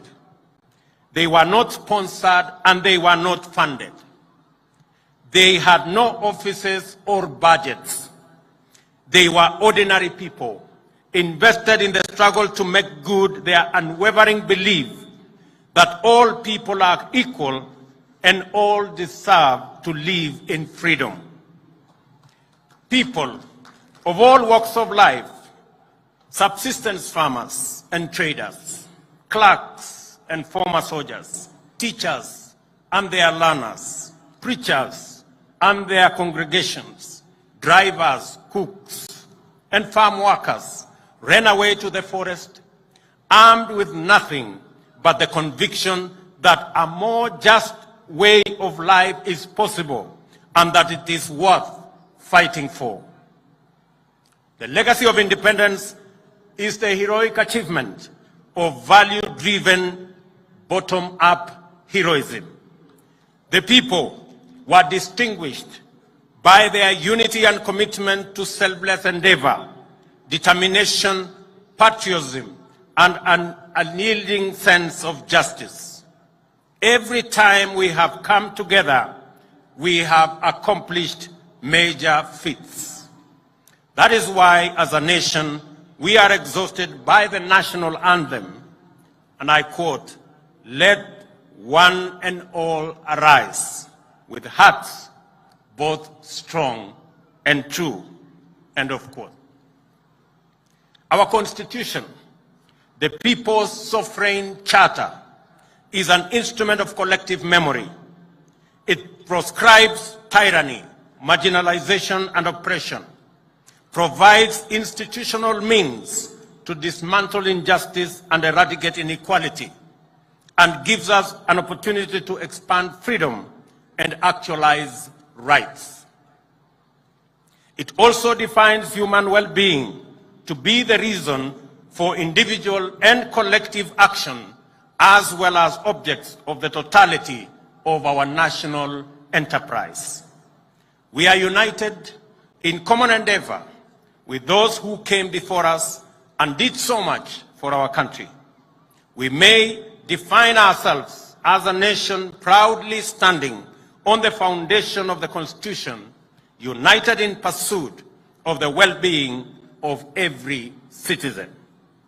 The principal reason for promulgating our Constitution then was to inscribe the values which animated our history of accomplishments and to project them in a manner that resonates across generations.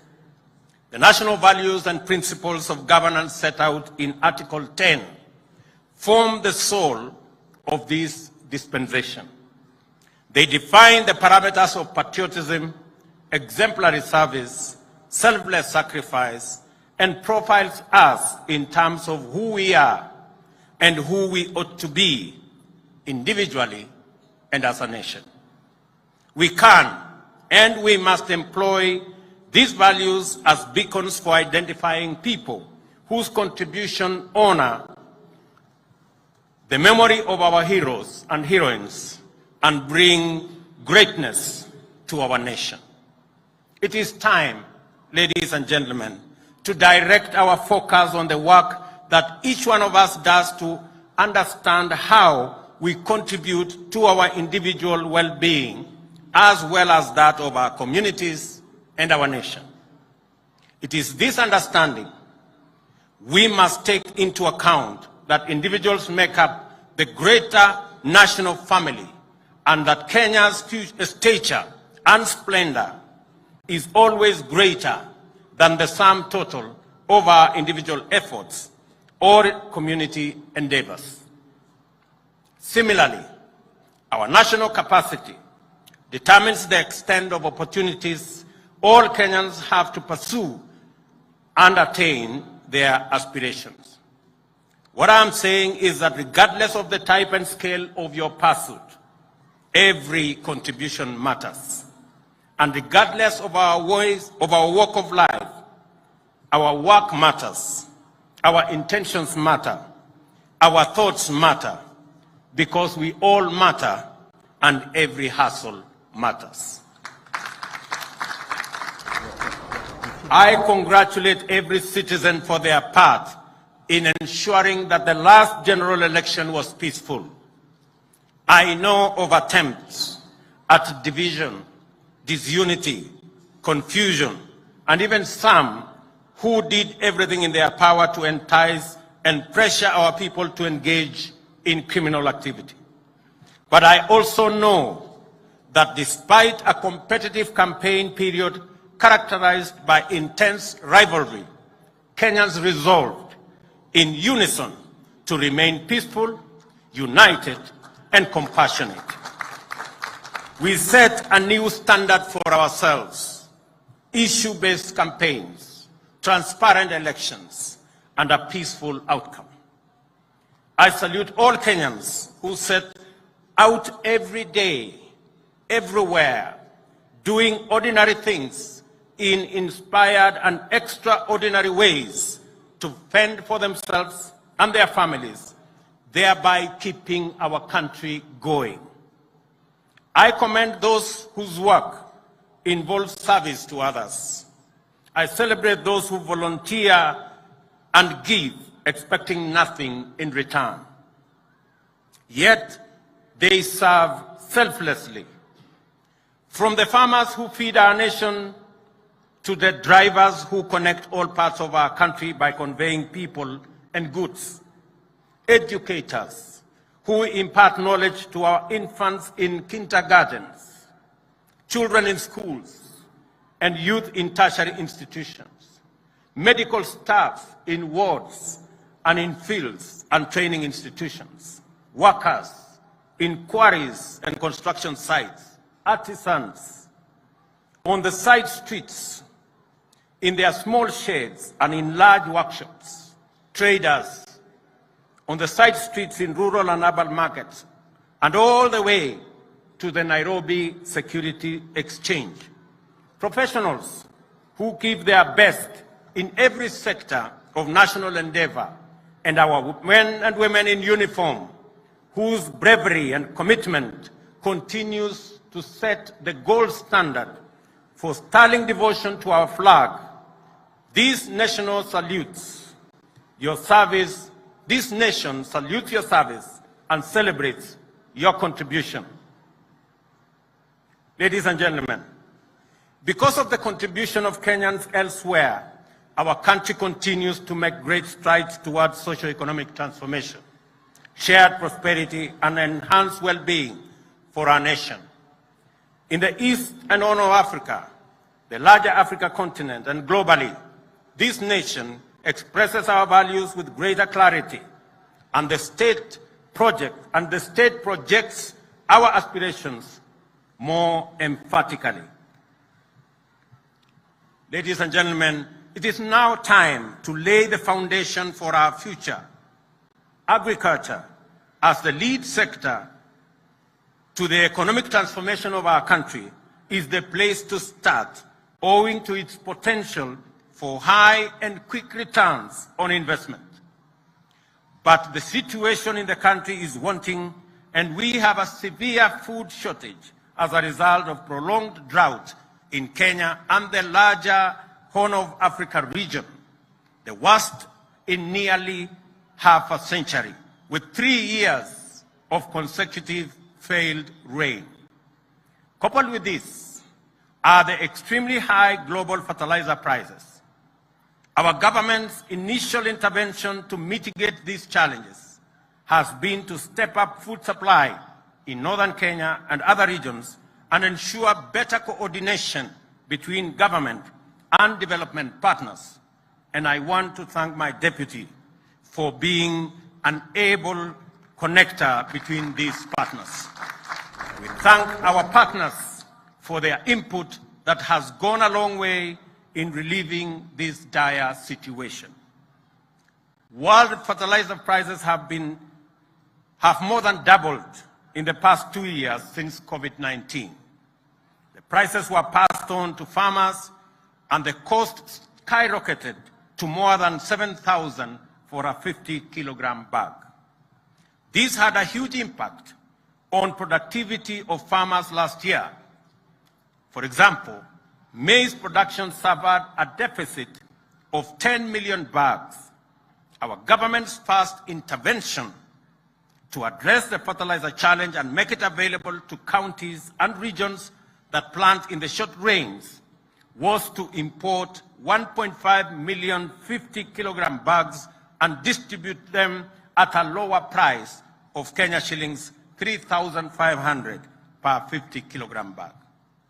We have also made arrangements to make another 6 million bags of various types of fertilizer available for the long rain season. We have also asked county governments to work with us on the last mile delivery to centers close to farmers so that fertilizer can be easily accessible. These, however, are short-term measures, and we have to take very bold steps to end the perpetual cycle of hunger and dependency on rain-fed agriculture. We must eradicate hunger in our country in the shortest time possible. To do this, we have the following plan. We have to increase agricultural productivity as a first step. We will support all farmers to access quality inputs such as seeds, fertilizer, and pesticides, among others, and also ensure that our farmers have access to extension services in order to improve farming skills. In the short term, we will continue with the fertilizer import program. But in the medium term, the government plans to have fertilizer manufactured in partnership with EAC countries in our region. On seeds, our government will work with local research institutions and both public and private sectors to scale up seed multiplication for all crops.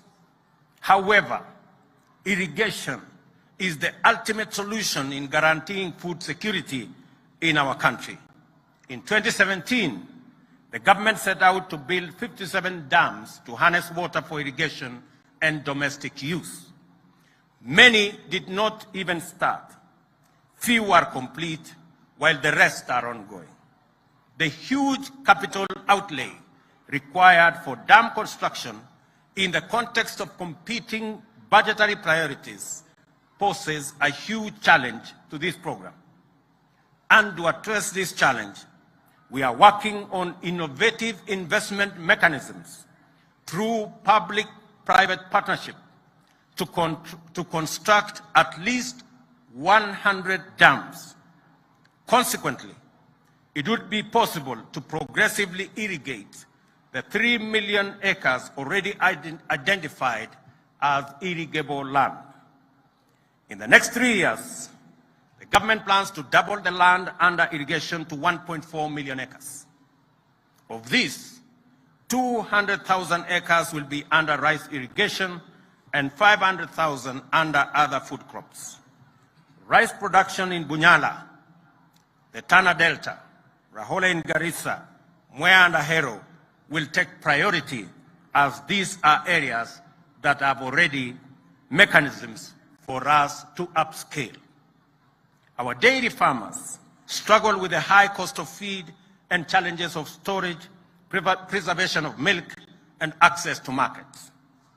To assure them that they are on our priority list, we have taken immediate steps to reinstate the stalled milk coolers program, and the distribution of 650 milk coolers will resume shortly. In our plan, we have identified dairy and livestock economy as subsectors with the quickest economic turnaround time, and we will become key drivers, and they will become key drivers in improving food security, creating jobs, and boosting our exports. We have equally committed to close the housing gap, which stands at 2 million units as at now. Our target is to increase the supply fourfold from 50,000 units every year to 200,000 units every successive year. Already, 2,592 units have been completed, 40,000 are under construction, and over 500 units that require financial backstopping and funding for bulk infrastructure are now being worked on and are in the pipeline. I am happy to report today that the interest in the housing sector has grown immensely, and that many private investors, including pension funds, have submitted proposals on the housing projects they would like to invest in. We will work together on these projects to facilitate their realization. It is clear from engagements with investors that the government needs to evolve from being a mere enabler to becoming a sponsor of major projects. Not only will we provide land and bulk infrastructure for our housing program, but I will personally take charge of the process to unlock the challenges that inhibit investment. For instance, VAT exemption on inputs has been enacted to lower the cost of construction, but its implementation has been curtailed by delays in approving applications for VAT refunds. As a result, developers pay VAT, but the cost saving is not enjoyed by the end buyers. Government will resolve such issues with the urgency required. Ladies and gentlemen, let me emphasize that the housing agenda is not just about four walls and a roof. The demand for affordable housing is an opportunity to create jobs and stimulate the economy. Our manufacturing sector, which already supplies many products in the construction industry, will have expanded business opportunities, and other relevant sectors will also benefit from this endeavor. Other housing inputs, such as doors, windows, gates, and hinges, will be made by our Jua Kali industry. We are designing the program in a way that will upgrade and support Jua Kali by linking it to our technical and vocational institutions. In the end, we expect enterprises that produce housing products to emerge and expand, creating jobs and wealth for hustlers, making our housing plan truly transformational from bottom up. We want, ladies and gentlemen, to create the experience of hardworking Kenyans like John Ochieng, who is present here as one of my guests today. I met him 2 days ago when I handed over keys to new homeowners in Ongata Rongai, Kajiado County, under the Affordable Housing Scheme. Ochieng began working as a carpenter in that housing project when it began 2 years ago. Then, home ownership to him was a mere dream. 2 years later, he owns an apartment in the same estate he helped to build as a carpenter. Given that there are developments today that cater for housing needs for ordinary Kenyans like John, I am convinced that it is possible to provide quality, affordable housing for rent and sale, and Ochieng's story will be replicated multiple times over throughout the country. We therefore proceed with confidence that we will provide quality, climate-smart housing that Kenyans can buy with mortgages for as low as 5,000 shillings a month, to be made available through various home financing arrangements. Next week on Tuesday, I will break ground in this same constituency at the Kibera Soweto B in Nairobi for a housing project which will deliver thousands of social housing units. Going forward, we intend to collaborate with county governments to achieve a target of at least 5,000 units in every county. Counties with larger metropolitan areas have a greater opportunity and can target as many as 50,000 units, since as demand is higher due to population density in those counties. We have asked counties to identify land. We will provide infrastructure. We will put the roads. We will put the sewage system. We will connect water and electricity. And we will get developers who will develop the houses, and eventually we will get the resources for mortgage for homeowners to own units across our nation. Fellow Kenyans, access to credit is a stimulant that invigorates the economy. However, high interest rates crowd out the private sector, and especially the small and medium enterprises. Our commitment on affordable credit was at the heart of the Kenya Kwanza election campaign. Already, expectations are very high across the country on our promise to provide a fund that will offer affordable credit to those at the bottom of the pyramid. I am aware that the most significant question in the streets today, in border parking lots and fresh produce markets, is when will the Hustler Fund become operational? I want to tell them I have an answer for you today.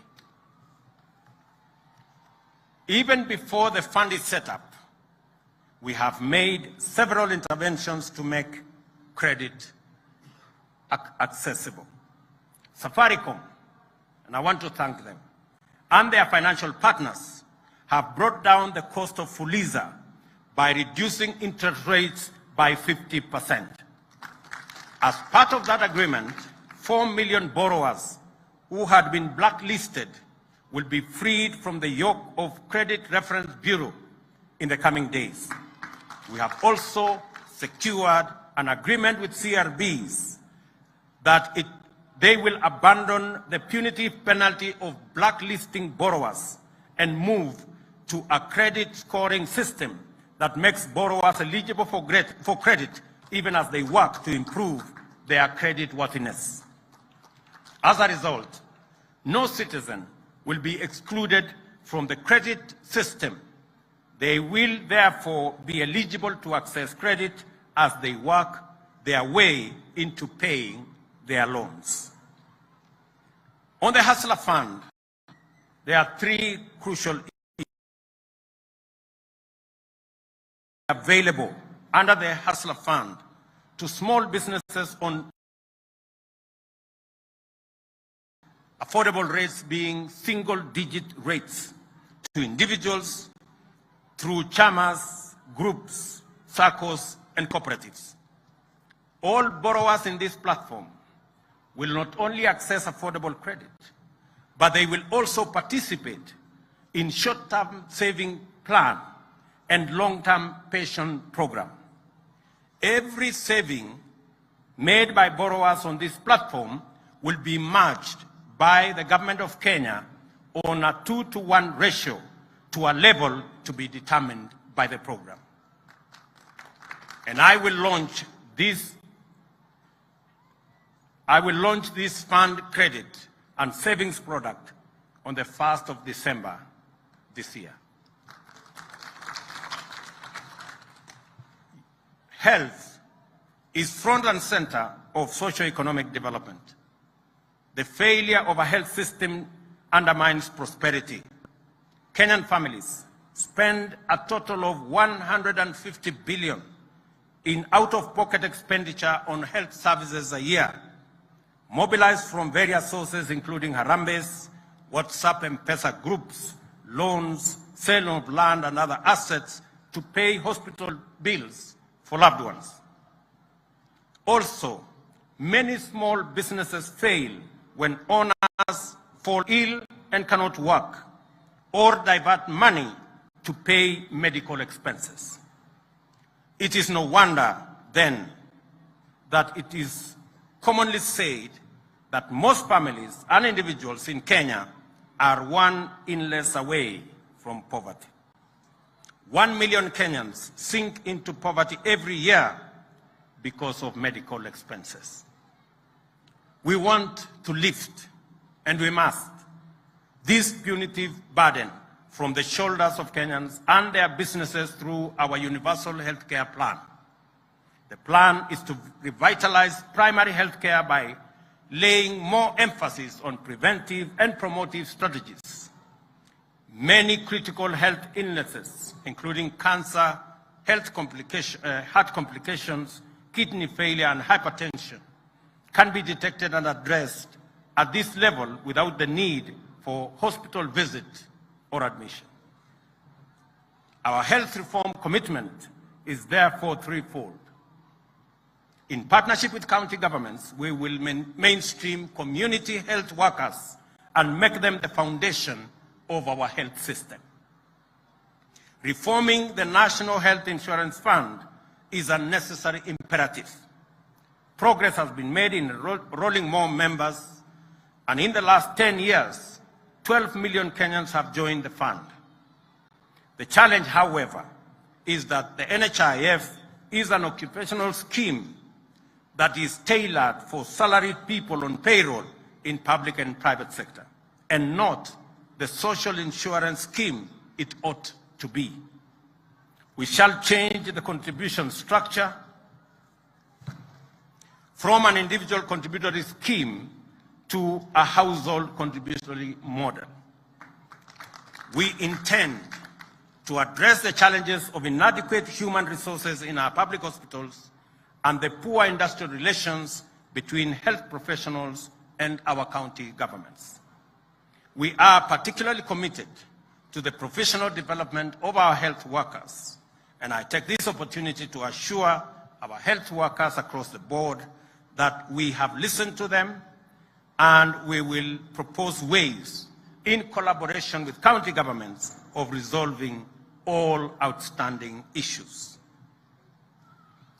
Ladies and gentlemen, Kenya is a strong leader in the information and communication, including technology space. We are the proud regional and continental hub of innovation. We have the appropriate policy framework, constitutionally protected freedoms of expression, media, information, and communication to dominate the creative art and entertainment arena. Our young people have consistently shown robust interest in this field and are engaged on various platforms, generating captivating content that is appreciated globally and regionally.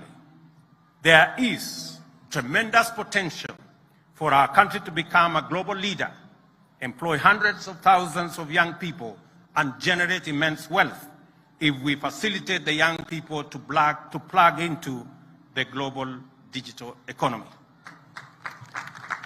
To achieve these purposes, the government is committed to invest in the digital superhighway and the creative economy, which will be enablers of transformation, productivity, and overall competitiveness. Over the next 5 years, the government will ensure universal broadband availability through the rollout of connectivity throughout the country. The laying of an additional 100,000 kilometers of national fiber optic network is expected to deliver this target, and already we are in discussion with the players in that sector. Government services shall be made available throughout the country at greater convenience to citizens through digitization and automation of all critical government processes, with a view to bringing at least 80% of government services online. Moreover, to bring more Kenyans, especially the youth, online for business, learning, entertainment, and socialization, the government intends to take measures to bring down the cost of calls and data.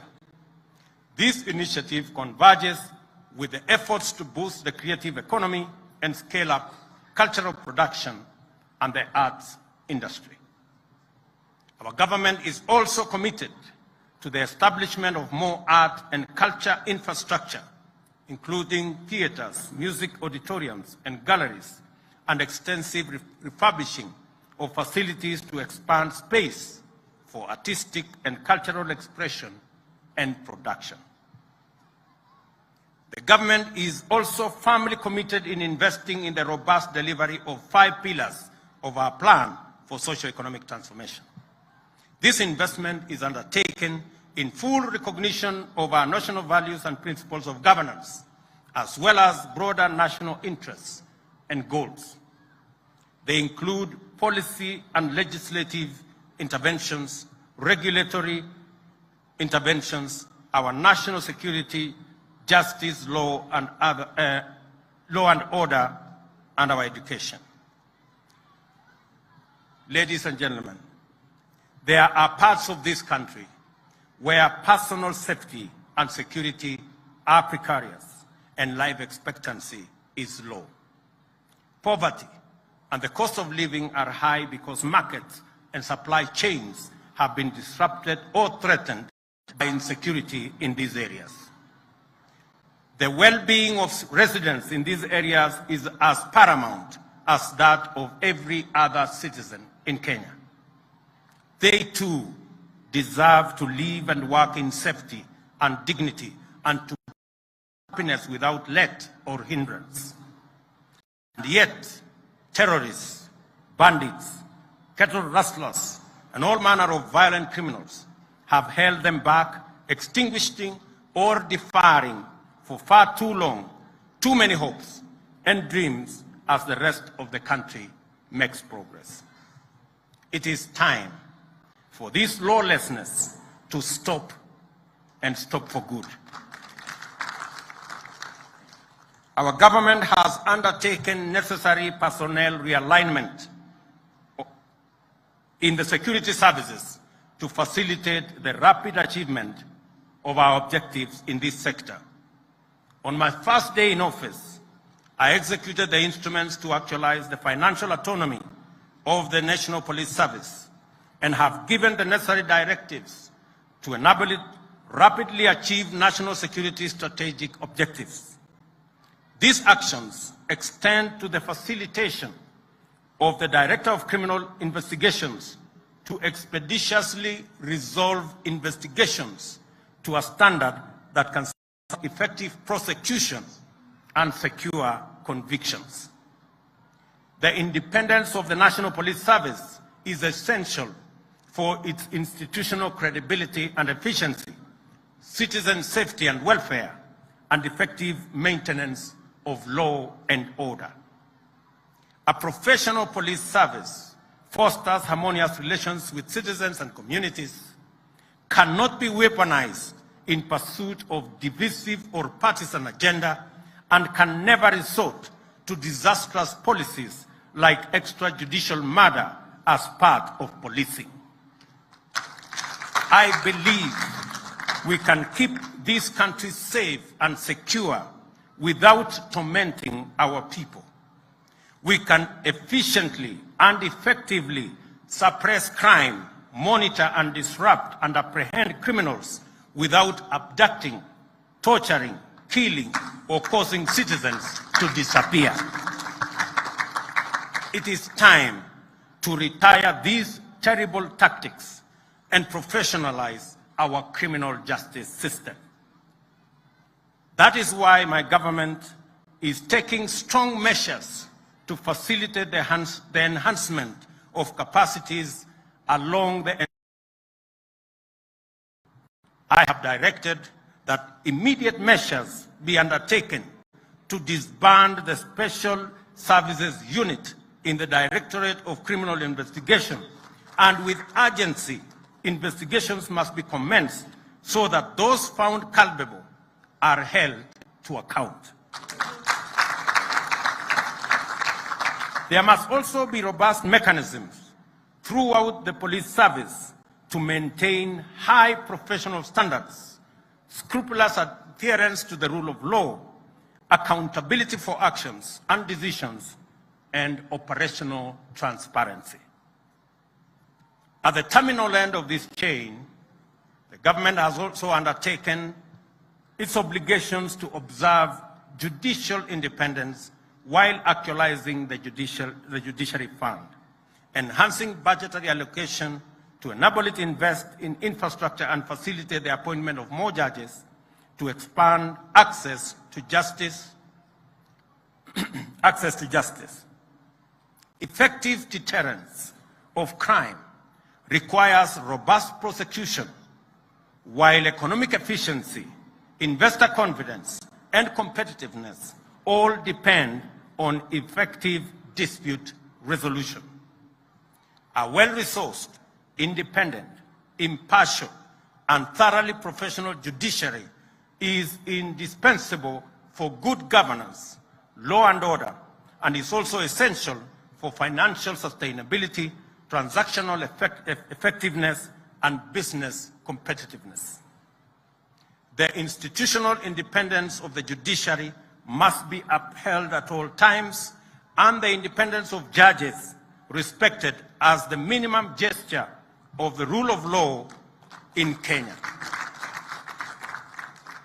Ladies and gentlemen, the fight against corruption must be won. Our government intends to wage this fight and demonstrate its commitment to zero tolerance to corruption by making all public servants accountable and submit to the oversight of Parliament and other constitutionally mandated institutions. We are committed to the rule of law, fidelity to constitutional due process, and implementation of judicial decrees and orders. Most critically, under my administration, there shall be no interference with or any attempt to control, direct, or undermine independent institutions, including those in the justice, law, and order sector. The National Police Service, the Office of the Director of Public Prosecutions, the Judiciary, the Ethics and Anti-Corruption Commission shall perform their duties independently and professionally, and likewise subject themselves to oversight by appropriate agencies.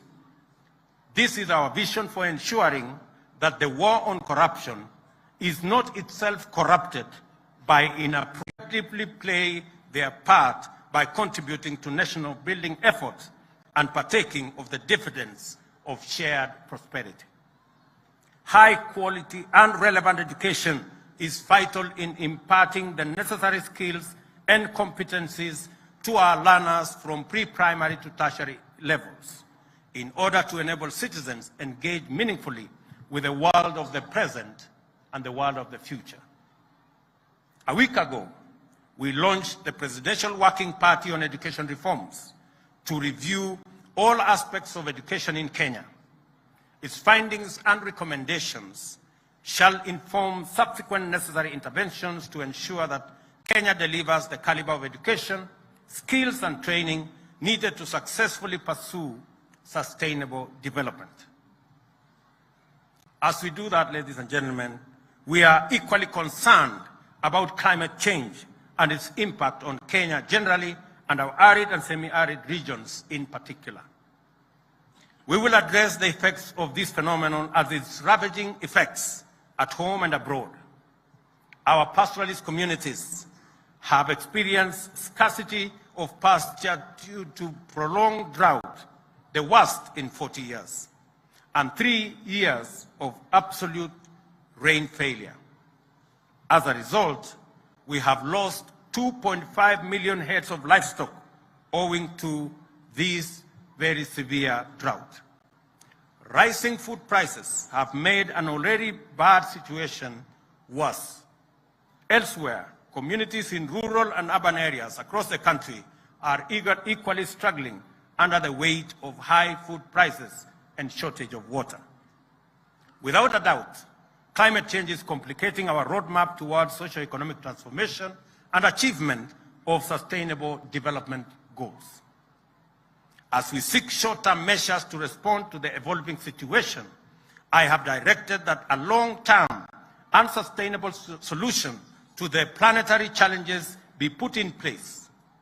The ultimate solution includes greening our country to more than 30% of tree cover by 2032. The central role forests play in addressing the effects of climate change has become more prominent now than ever, thanks to their unparalleled capacity to absorb, store carbon, and regulate climate. Of the 59.2 million hectares land in Kenya, only 5.2 hectares are under forest cover. The remaining 54 million hectares are largely in arid and semi-arid areas. The 10 counties with the highest forest cover are Nyeri, Lamu, Vihiga, Kirinyaga, Elgeyo Marakwet, Meru, Embu, Murang'a, Kilifi, and Nyandarua. On the reverse, the 10 counties with the lowest tree cover are Marsabit, Mandera, Wajir, Isiolo, Siaya, Migori, Busia, Machakos, Taita Taveta, and Uasin Gishu. I call upon the Council of Governors to facilitate more discussion to achieve parity in tree cover by using peer-to-peer learning and exchange of information. The government will champion the transformation of forestry and rangeland restoration to support the greening of Kenya so as to combat climate change. We are at the final stages of designing a special presidential forestry and rangeland restoration program. This effort is spearheaded by the Ministry of Environment and Forestry, various experts and partners in government, UN organizations, NGOs, and the academia. The objective is to grow 5 billion trees in the next 5 years and an additional 10 billion trees by 2032. This will eventually lead to the rehabilitation and restoration of 10 million hectares in our 290 constituencies, as well as some specially selected ecosystems and water towers threatened by degradation and destruction. To achieve this ambitious plan, the government will continue to support efforts by the Kenya Forestry Research Institute, KEFRI, in high-quality seed production in their 18 seed centers across the country. Agroforestry and farming of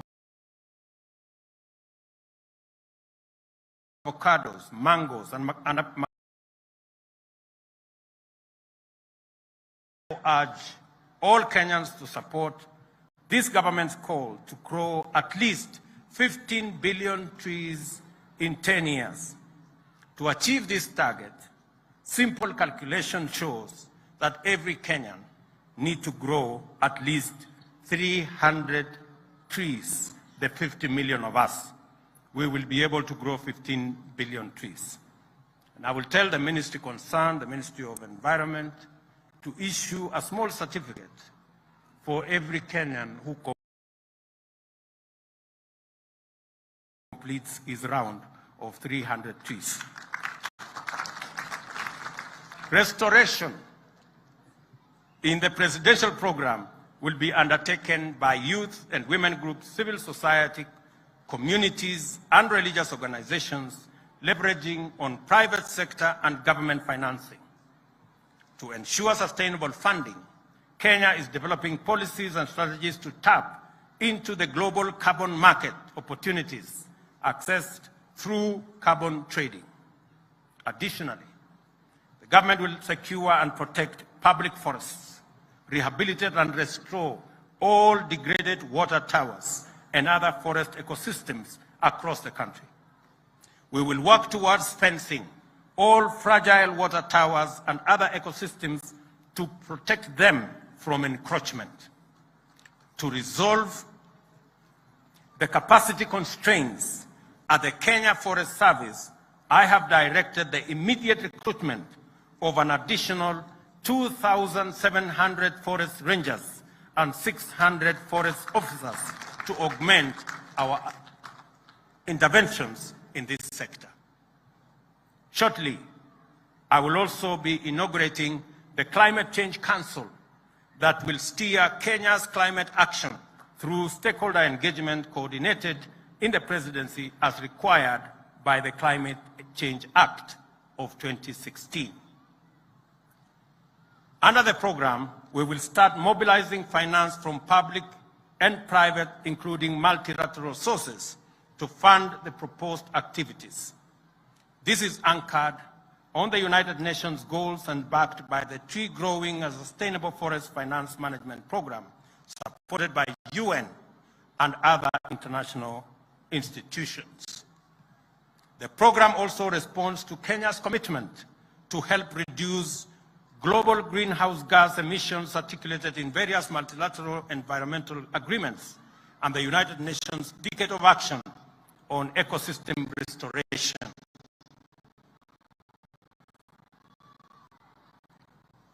Kenya will rally the globe towards more ambitious climate change action in next month's 27th UN Climate Change Conference at Sharm el-Sheikh in Egypt.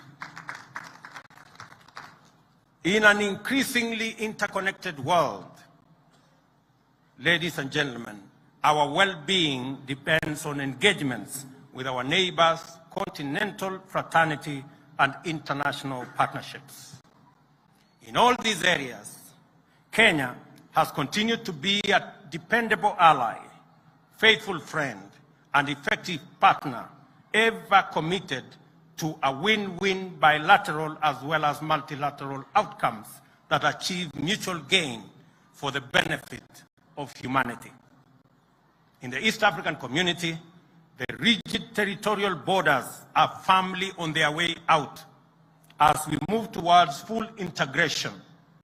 Non-tariff barriers have come down and trade volumes are soaring.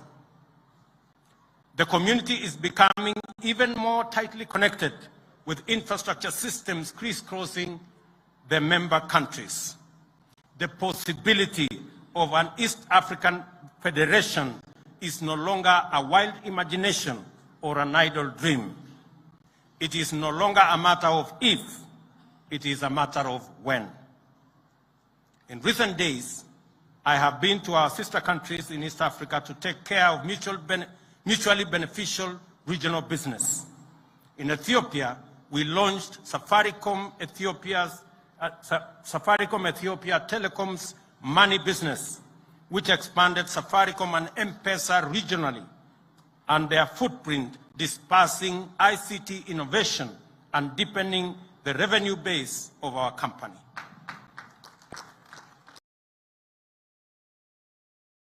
Ever. Community has become a close-knit neighborhood, and everyone's well-being has become everybody's business. With this unity and integration, we will achieve much in our lifetime, and with these bonds of solidarity and fraternity, we shall establish an oasis of hope and infinite possibility that will be irresistible to the rest of the world. In the Horn of Africa, peace and security efforts continue to dominate our engagement. They are important components of a broader strategy to recover stability in what has become a truly rough neighborhood. Countering violent extremism, controlling the illegal movement of small arms, peace building, and peacekeeping initiatives will continue to dominate our future agenda. The conflict in Tigray region of Ethiopia, which according to reports from the Office of the United Nations Secretary General is escalating, is a great source of concern to our region. Kenya will continue to play its role by making such contributions as is required by the Africa Union-sponsored mediation efforts. the sooner hostilities cease and a face-to-face talks commence, the better for our region. The region is experiencing its 5th season of severely low rain due to climate change. As a result, mitigation strategies, resilience building initiatives, and climate change management programs have become urgent. The pressure on the capacity of regional states has never been greater. On the continental stage, we have sustained our Pan-African credentials since the dawn of Africa unity. That is why various frameworks of the African Union find expression in our domestic agenda. The AU's Agenda 2063, for example, is part of our economic development plan. Kenya is committed to the pursuit of trade-driven Pan-Africanism as the best means of rapidly delivering shared prosperity throughout our continent. As we open up our borders and expand the scope of collaboration beyond traditional economic blocs, the reality of a continental free market has become real. Kenya is a champion of the Africa Continental Free Trade Area. Beyond ratifying the instruments establishing it and domesticating its framework, Kenya has been a consistent participant in efforts to make this continental agreement a reality. We see this as a pathway that guarantees inclusive African economic growth and sustainable self-reliance. In turn, this will hasten our continent's post-pandemic recovery, enhance climate change resilience, and underpin stability in the face of multiple regional and global crises, including energy volatility. Our implementation strategy envisions Pan-African free trade as a vehicle for empowering small and medium enterprises. To signal this commitment, I recently flagged off a symbolic consignment of Ketepa tea to Ghana under the Guided Trading Initiative. Trade between Ghana and Kenya is off to an admirable start, and several firms and traders in the two countries have undertaken brisk business involving exports of incinerators, sisal fiber, leather bags, fuel filters, beadworks, and baskets from our Juakali artisans. This points to the huge potential of trade across our continent. And the Africa Continental Free Trade Area is the framework and the mechanism for us to actualize this market. Beyond our continent, Kenya continues to pursue a robust policy of economic diplomacy. We are continuously aligning our strategic interests with the welfare of our people. Therefore, we are focused on finding opportunities for our people and deeper trade relations around the globe. We are receiving encouraging returns on our efforts.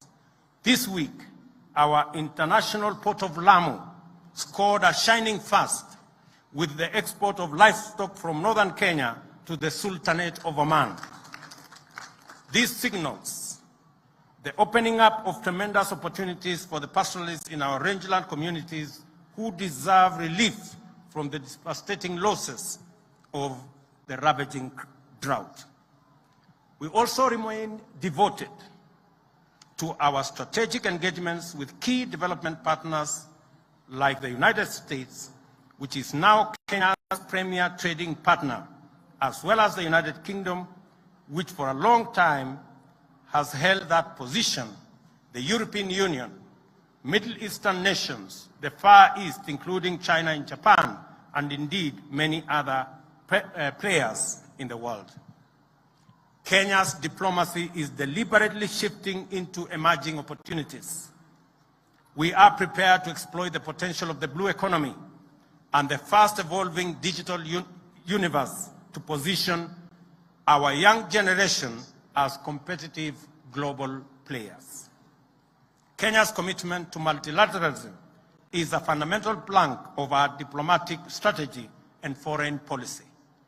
This has defined our international outlook since the advent of self-government and full sovereignty.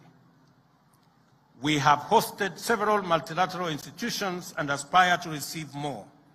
Kenya has participated in many multilateral undertakings, including humanitarian missions, international peacekeeping, and pandemic responses. We join other nations of the Global South to advocate the democratization of global governance and to invest the multilateral system with higher moral imagination. We believe that global governance must reflect the values it claims to advance and protect. To effectively drive our diplomacy and international engagement, Kenya has unified and clarified its policy in our Vision 2030 and our government's 5-pillar plan to socio-economic transformation, the 5th East African Community Development Strategy, AU Agenda 2063, and the UN Sustainable Development Goals. The purpose of this alignment is to ensure that we forge a path for the achievement of our objectives of enhancing the well-being of ourselves and humanity. We have warned the international community about the global fertilizer shortage and the risk it poses to global food security. Whether we are speaking at the United Nations Environmental Programme in Nairobi or the UN Oceans Conference in Lisbon, our commitment to enhancing climate change responses is strong and vocal. Kenya advocates post-pandemic solidarity on a global scale to avert economic crisis in the wake of COVID-19 by mobilizing international partnerships and cooperation for recovery and resilience. This extends to the need to ease the debt burden of economically vulnerable developing countries and to afford them liquidity and fiscal space to manage shocks, enhance social investments, invest in climate change adaptation and mitigation, and address security needs and finance development. As an anchor state in the East Africa and the Horn, Kenya has sustained its robust efforts to achieve lasting peace and security. We have also used the opportunity to serve at the UN Security Council to give priority to regional peace, counter terrorism and violent extremism, support peace operations, and to further the climate change and security agenda.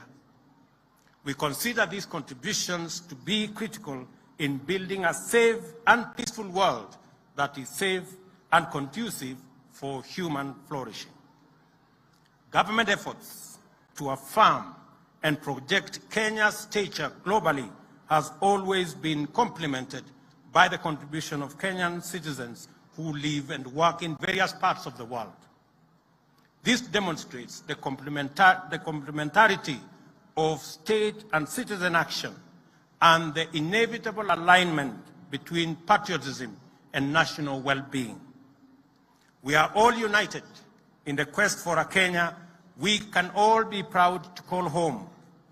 Our diaspora continues to serve as Kenya's excellent ambassadors, along with our sports people and the Kenyans who continue to excel abroad in diverse fields.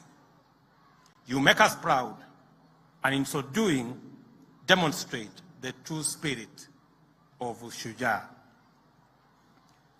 Kenya is a good neighbor, true friend, loyal ally, dependable partner, and hardworking member of the international community.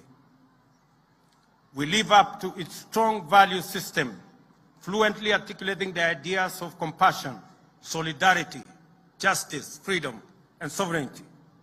As a nation, we project and amplify values and principles familiar to each one of us and which form the heart of our constitutional system. Greater fidelity to the Constitution and better compliance with its mandates and principles will only make us better citizens and worthy compatriots. It will make Kenya a stronger nation too. We therefore have a duty to respect, uphold, and defend the Constitution. The nation-building enterprise enlists citizens to recognize their stake in making and keeping Kenya great. Patriotism is a bottom-up affair. We are called upon to stand firmly on our values and strengths, and also strengthen our resolve to wage war on poverty and inequality by pursuing inclusive growth. Our aim is to remove all obstacles and bring down every barrier to progress. By celebrating our values, we honor our heroes, and every act of nation building is an expression of these values and a most appropriate remembrance of those who began our journey towards sovereignty, freedom, and happiness. This is a time for action. The opportunity to contribute to this historic project are limitless. It is time for us as citizens to play our part in making Kenya, the Kenya we imagine, come true, and to turn the nation we dream of into a living and a lived experience. This moment calls for the exercise of all our abilities, talents, gifts, skills, and strengths in pursuit of national as well as personal self-actualization. It demands that we demonstrate the patriotism of a new age and express the timeless values which unite us with our heroes and heroines. We are endowed with far greater capacity today than ever in our history to pursue and accomplish meta feats. Our predecessors, with far modest means, nevertheless scored monumental triumphs. There is absolutely no ceiling to our dreams, no limit to our determination, and no barrier to our collective power. Nothing stops us from becoming what we wish to be, and nothing can stand in the way of our resolve to drive Kenya to its destiny of glory and abundance. I stand here, therefore, on this sacred ground, where we first raised our proud flag at the dawn of freedom, where we made a covenant to honor their glorious triumph and fine example by embracing their values and serving our nation, to rally every Kenyan to rise up. This is our moment to get up, work hard, take our chance, chase our dreams, knock on doors, and explore possibilities, because the horizon of our destiny is draped in the splendor of our vision, and before us lies potential of a magnitude never before imagined. It is all ours for the taking, and I know we are ready, for it is our time. Ladies and gentlemen, happy Mashujaa. May our heroes continue to inspire us, and may our national values ever remain the true north of our moral compass. God bless you, and God bless our great country, Kenya. Asanteni sana.